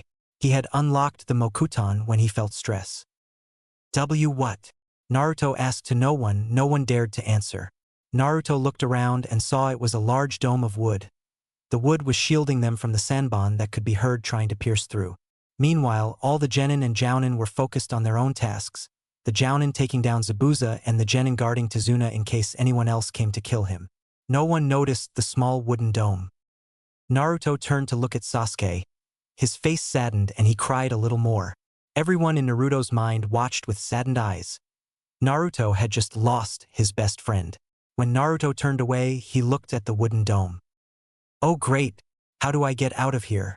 But then again, earth and water techniques wouldn't be useful against ice. Naruto muttered to himself. He still wasn't sure why there was wood around them. Minato continued to think. How could Naruto support two bloodlines at once? Then it hit him. Of course, Naruto can have two bloodlines because one is based mainly on chakra and the other based on physical characteristics. The Mokuton bloodline is usually mixing both chakra types together to make wood. But the Sharingan has to do with physical appearance to change looks, not chakra. The bloodlines aren't clashing together, so he can have both. Minato stated. Madara and Nagato's eyes widened in realization. That theory made perfect sense. They decided to let Naruto figure that out on his own though. Do you think we should tell him of his new abilities? Or let him figure that out on his own? Madara asked. Everyone went into thought, then Minato spoke. I can feel his eyes already morphing chakra to act on their own. I think his new eyes are going to let some leftover chakra out from the upgrade. He probably won't realize it. Let's see which attack his eyes end up doing. Minato said. Everyone nodded at the logic and watched. Naruto thought of seeing out of the wood with his eyes. To his shock, the wood moved with his thoughts. Ok. Naruto muttered. He looked out to see Haku, Senbon in hand, ready to attack. He felt chakra pool in his eyes and he panicked. Everyone watched as his eyes activated the jutsu without him knowing and they gasped.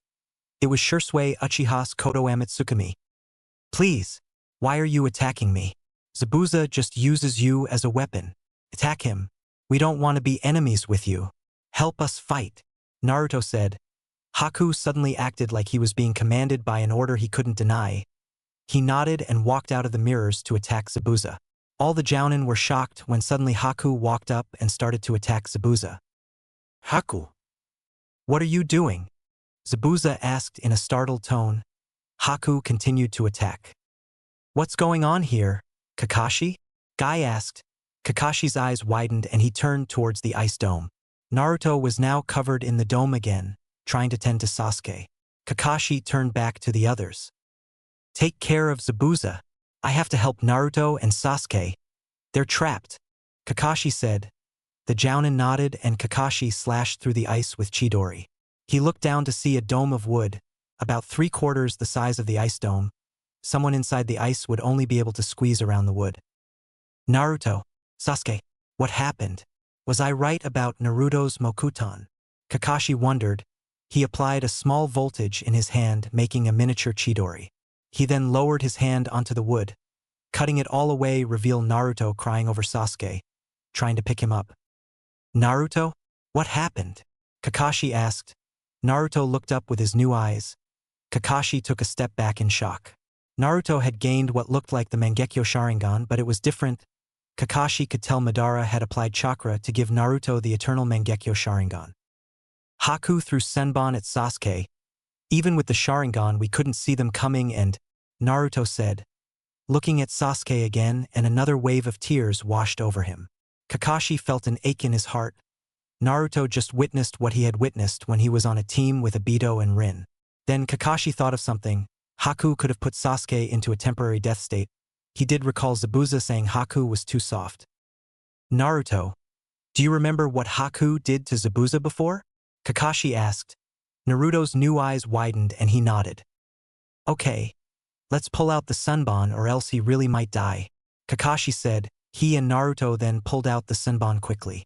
Kakashi then looked at Naruto's eyes. Naruto, do you remember what happened before? Kakashi asked. Naruto nodded slowly. Yes, I made a shadow clone to stay with Tazuna while I saved Sasuke. When I ran in and grabbed him, I got hit in the leg. We were stuck and Haku was throwing the Senbon so fast not even our Sharingans could follow them. We didn't see some coming and they hit Sasuke in the neck. I caught him and laid him down. Though he had died and my eyes hurt. Naruto trailed off thinking. Kakashi looked at him and realized he didn't know his eyes changed. Naruto then continued. Sasuke got back up and I was glad. Haku saw and hit him before either of us could react. Sasuke fell again. I turned and laid him down. I promised him before I would make it out alive, so I turned and looked at Haku.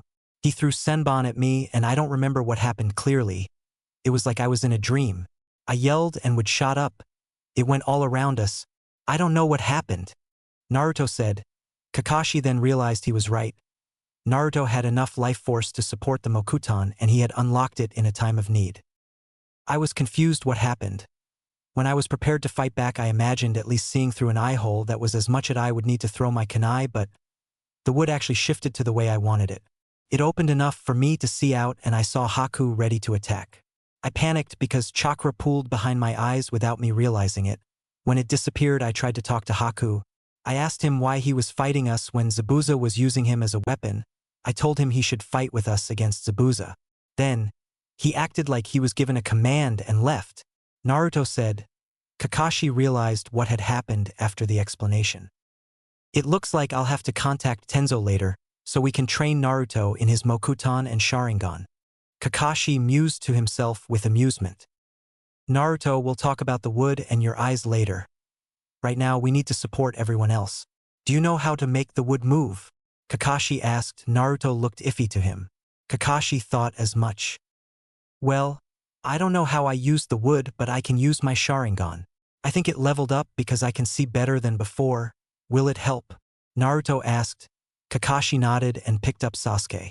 He brought Sasuke to the Genin to guard and then went to where the Jounin were. They then saw Zabuza slash at Haku in defense. Haku. Stop! What's gotten into you? Zabuza yelled. The Jounin just watched with widened eyes. Then they saw Kakashi and Naruto come up. What happened? Naruto asked, watching Haku and Zabuza fight. Kakashi motioned for the Jounin to not tell Naruto about his new ability. Yet, well, they got into a fight when Haku accidentally hit Zabuza. Guy said. Naruto believed it. Nice excuse, Guy. All the Jounin thought, knowing Naruto believed it. What do we do? I think they're evenly matched. Naruto said, watching the two jump at each other. All the Jounin nodded. Then they saw Naruto's eyes and tensed. Kakashi motioned for them to not mention it again. They would explain everything later. Haku. Stop! Why are you doing this? Zabuza yelled. He started to think he would have no choice but to kill her. He swung his sword and dealt a fatal blow to Haku's side. I'm sorry, Zabuza. Haku said, throwing more Senbon, disabling Zabuza's arms and fell to the ground dead. Then they heard slow clapping. They all turned to see Gato and an army of bandits at the end of the bridge. So, this is how it turns out. As Zabuza? A man in sunglasses said, smiling maliciously. Gato, I don't understand. Why are you here? Who are all these thugs you've brought with you? Zabuza asked. Gato laughed. There's been a slight change in plans. You'll die here. You're too expensive. If you could take out some of these thugs too while you're at it. Gato said. Zabuza growled. Can you handle that, demon of the mist? You look about as demonic as a wet kitten. Gato said, making all the bandits laugh. Well, it seems we have no quarrel now. Zabuza said to the Jounin. They all nodded. Gato walked up and kicked Haku's body that was in the middle of his army and the Jounin. Hey, Don't do that. Naruto yelled. He tried to stop Gato from abusing Haku's lifeless body but was held back by Kakashi. At this point, all the genin but Sakura and Tazuna were standing behind Kakashi, who sat behind Naruto. The Jounin cast them looks telling them to stay and then watched the scene in front of them. Are you just going to let him do that, Zabuza? You worked with Haku all those years and he means nothing at all to you? He lived just to serve you, and for what? Do you still think he's a tool? Naruto said. Everyone saw Zabuza cry and gasped. Your words cut deep. Deeper than any blade. While he fought you, his heart was breaking in two. You see, Haku was always too soft and too kind. Can you toss me your kunai? Zabuza asked. Naruto reached for his kunai. Sure, Naruto said as he threw the kunai. Zabuza caught it in his mouth and charged. He killed a lot of bandits before finally making it to the back. Stop him. He's the devil, Gato yelled. Backing up, Zabuza stabbed Gato in the chest and threw him into the water. He tried to walk back but fell to the ground, sword sticking from his back. Naruto winced and looked away. Don't look away. If you live like a warrior, this is the way you die, Kakashi said. Naruto looked back at Zabuza. Madara didn't want the image glued into Naruto's mind and made his Sharingan not remember that image only. The bandits then turned to the ninja and smirked. They then moved to reveal the forms of Inari and Tsunami. Everyone gasped. While you were fighting, we went and got hostages. Now, give us money or we kill them. One bandit yelled, holding a blade at their throats. Everyone's eyes widened. What were they going to do? Then Naruto was in his mindscape. Naruto, I've seen what you have done so far. You have proved yourself to me and I respect that. I'll help you. Bump your chakra with mine. Kyuubi said. Naruto looked skeptical. Minato came up and nodded in an approving way. Naruto hit his fist with Kyuubi's and smirked. Kyuubi did too. Naruto stood up in front of the cage and held his stomach. He turned his head. You're not that bad, you know? Naruto said, making Kyuubi chuckle. He twisted the seal, undoing it. He held out his arms as the cage was about to open. Let's become a two-man team, Kurama, Naruto said with a smile. The cage flew open and everyone in Naruto's mind smiled. Naruto had proved himself to the Nine Tails. With a little talk from Madara, Minato, and Nagato, of course. They just told him reasons Naruto was different and he ended up respecting him. Naruto's body blasted power. Then it spread throughout his mind, the Nine Tails power and his own. Then he was outside his mindscape. Everyone looked at Naruto as he started to glow. It spread until it was the normal Nine Tails chakra mode. Then he gained a cape that flew behind him. The Jounin watched as he smiled. Naruto? What did you do? Kakashi asked. Naruto looked at him with a smile. I'm a two-man team now, Naruto said. Everyone's eyes widened at what he said. You mean? Kyuubi actually? You and Kyuubi are friends now? Asuma asked. Naruto nodded and everyone gasped at the accomplishment. They knew that Naruto's efforts had finally reached Kyuubi and he respected him. Naruto looked forward. Everyone kept their eyes on him. He now had a cape flying behind him. The bandits gasped and were about to slit Tsunami and Inari's throats when there was an orange spark where Naruto had been. When they finished moving the knife, the two were gone and with the ninja. So fast. The Genin and Jounin said. Looking at the new Naruto, he looked slightly more mature in this form. It was in his features. Inari and Tsunami gasped and looked at him. And Naruto, Inari said. Naruto put him down and smiled. Heroes always arrive to save people in the nick of time, you know? Naruto said. Inari's eyes widened and sparkled. The adding of, you know, made everyone know it really was Naruto. The Jounin and Genin smiled. Naruto had befriended the Nine Tails, and in a good way too. Now, Naruto said, standing up and turned towards the bandits. They flinched when he looked at him. I suggest you leave this land alone, Naruto said. The bandits laughed. Everyone on Naruto's side frowned. Why should we? There's only a few of you and lots of us. We're going to destroy this village for everything it has. One bandit yelled. Naruto looked at him and frowned. Are you sure about that? Naruto said, making a familiar hand sign. Kage bunsin no justo. Naruto yelled. 20 cape wearing, glowing, and super-fast Narutos appeared. Some of the bandits ran and others stayed. Naruto turned to Kakashi. "Could you help me out, Kakashi-sensei?" Naruto asked. Kakashi nodded. Kage Bunshin no Jutsu. Kakashi said. About 30 bloody Kakashis appeared. "Kakashi style," they all said in unison. Naruto smiled. "Shadow clone jutsu, Kakashi style," Naruto thought with a laugh at the lat part. The bandit screamed and ran away, jumping off the bridge and into a small boat. Naruto and Kakashi dispelled their clones. Naruto turned, smiling. "So, you've become friends with the Nine Tails?" Kurenai asked. Naruto nodded. "With some help from Dad, Madara, and Nagato, of course. They talked to Kurama and he called me into my mind. Now we're a two-man team in one," Naruto said. Everyone smiled, then got confused looks. "Wait a minute, Kurama? Who's that?" Shikamaru and Kakashi asked. Naruto laughed. "It's Kyuubi's real name. Turns out, tailed beasts have names. His is Kurama," Naruto said. Everyone nodded in understanding except Inari, Tsunami, and Tazuna, who didn't understand what they were talking about and ignored it. Then they heard Sakura. "Guys, Sasuke's all right. He's alive. He's all right," Sakura yelled. Everyone turned and Naruto smiled with tears in his eyes. Everyone saw an orange flash and then Naruto was by Sasuke's side, helping him limp to the group. "Naruto?" Sakura asked, seeing Naruto glowing with a cape. "What happened to you?" "I understand the glowing, but when did this form get a cape?" Sasuke asked in astonishment. "Now I'm friends with Nine Tails. His name is Kurama. I have full control of his power, so now I have a cape," Naruto said, shocking Sasuke and Sakura. "What?" they both yelled. Naruto just laughed and continued walking Sasuke up to the group. Everyone was staring at his new form. When they got Sasuke up to the group and he was sat down, they all rested. Except Naruto.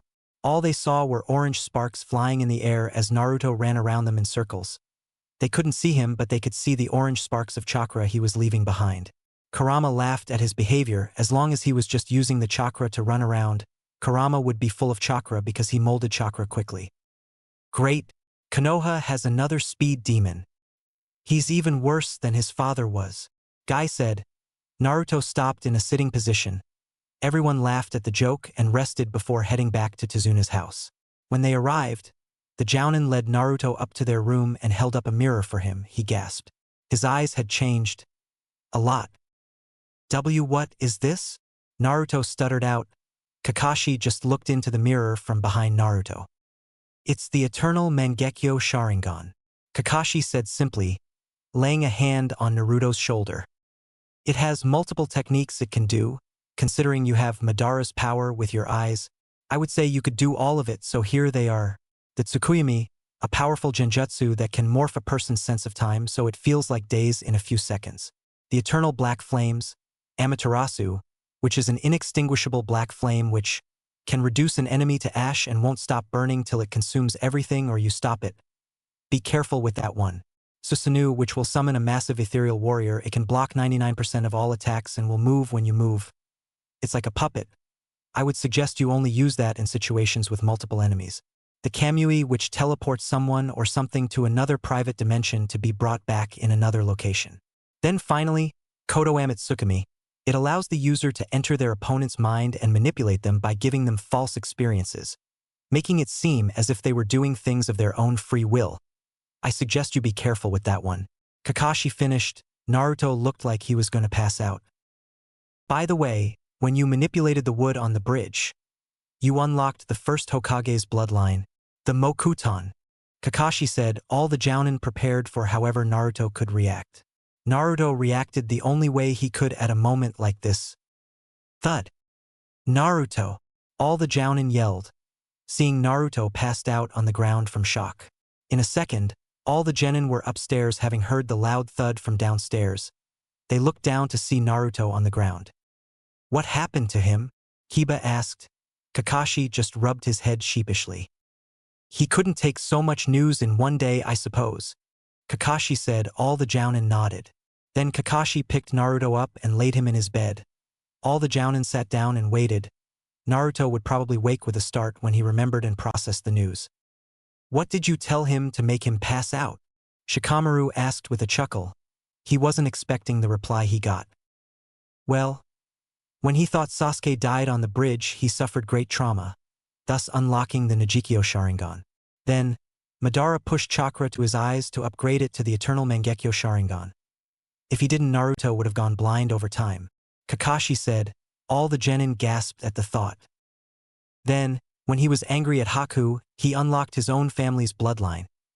Do you remember how Kushina said that the Uzumaki were related to the Senju and how they both had a large life force? Kakashi asked. All the genin nodded. Realization struck Shikamaru long before anyone else. No way. But that bloodline died with the first Hokage, Shikamaru said in a shocked tone. Kakashi nodded and the rest of the genin realized what bloodline Kakashi was talking about. The Mokuton. What? He now has the S Sharingan and the M Mokuton? Hinata stuttered. The Jounin nodded. I don't care what else he has. I'm not the only one left who has the Sharingan and he can understand me. And he helped me give up on revenge, Sasuke said, shocking everyone. Then they remembered that Madara had talked Sasuke out of revenge. Well, do you all want to wait here with us till he wakes up? I have a feeling he's going to wake up with a yell, Kurenai said. The genin nodded and sat down. 10 minutes later, Naruto woke up. Gah! What? Naruto yelled, shooting up in bed, making everyone jump with a yelp. Well, ahem. Good, you're awake, Kakashi said. Standing against the wall, he walked up and sat down next to Naruto. What is true, or was I dreaming? Naruto said. All the genin chuckled at Naruto's expression of shock. Yes, it was true. You have the eternal Mangekyo Sharingan and the Mokuton, Asuma said, somewhat disbelieving himself. Naruto started to fall back, about to pass out again, and Kakashi caught him. Remember, these are just tools, not crutches. You can't depend on them in battle, Kakashi said. Naruto nodded in understanding. Now, I want you to try something, Kakashi said, taking out a branch from behind him. What am I supposed to do with this? Naruto asked. Kakashi I smiled and handed him the branch. Just push your chakra into it. I want to test it and see if it works, Kakashi said. Naruto nodded and pushed chakra into the branch. Everyone gasped and Kakashi's eyes widened. The branch grew new leaves of all colors. Green, red, yellow, blue, orange, brown, even purple and pink. What? Naruto asked.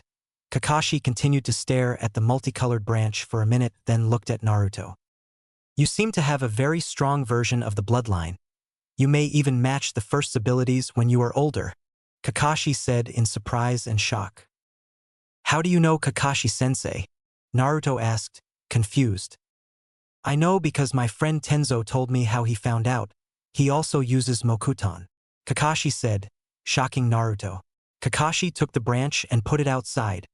The colors faded after leaving contact with Naruto's chakra. When he came back, Naruto had a red face and was tangled in vines, and everyone else was visibly holding in laughter. What happened? I was gone for 1 minute, Kakashi said. Help me, Naruto said, eyeing the vines wrapped around him. Everyone burst out laughing, and when they were done, Shikamaru spoke. When you left the room to put the branch out, the plant in the window shot up and wrapped Naruto up. He had no idea what to do and turned into that mess over there, Shikamaru said, pointing from the window where the plant was and to Naruto, who was wrapped up in vines. Kakashi laughed and helped Naruto out of the vines. When he was done, Guy brought Naruto a box and handed it to him. It's something we thought you would like. Put it on, then come downstairs so we can see, Kakashi said. Then they all left the room. Naruto opened the box to find 10 jumpsuits like his, but the blue was replaced with black. Then he found one cape at the bottom. It was red with black flames on the bottom. On the back was black kanji for orange spark. Cool.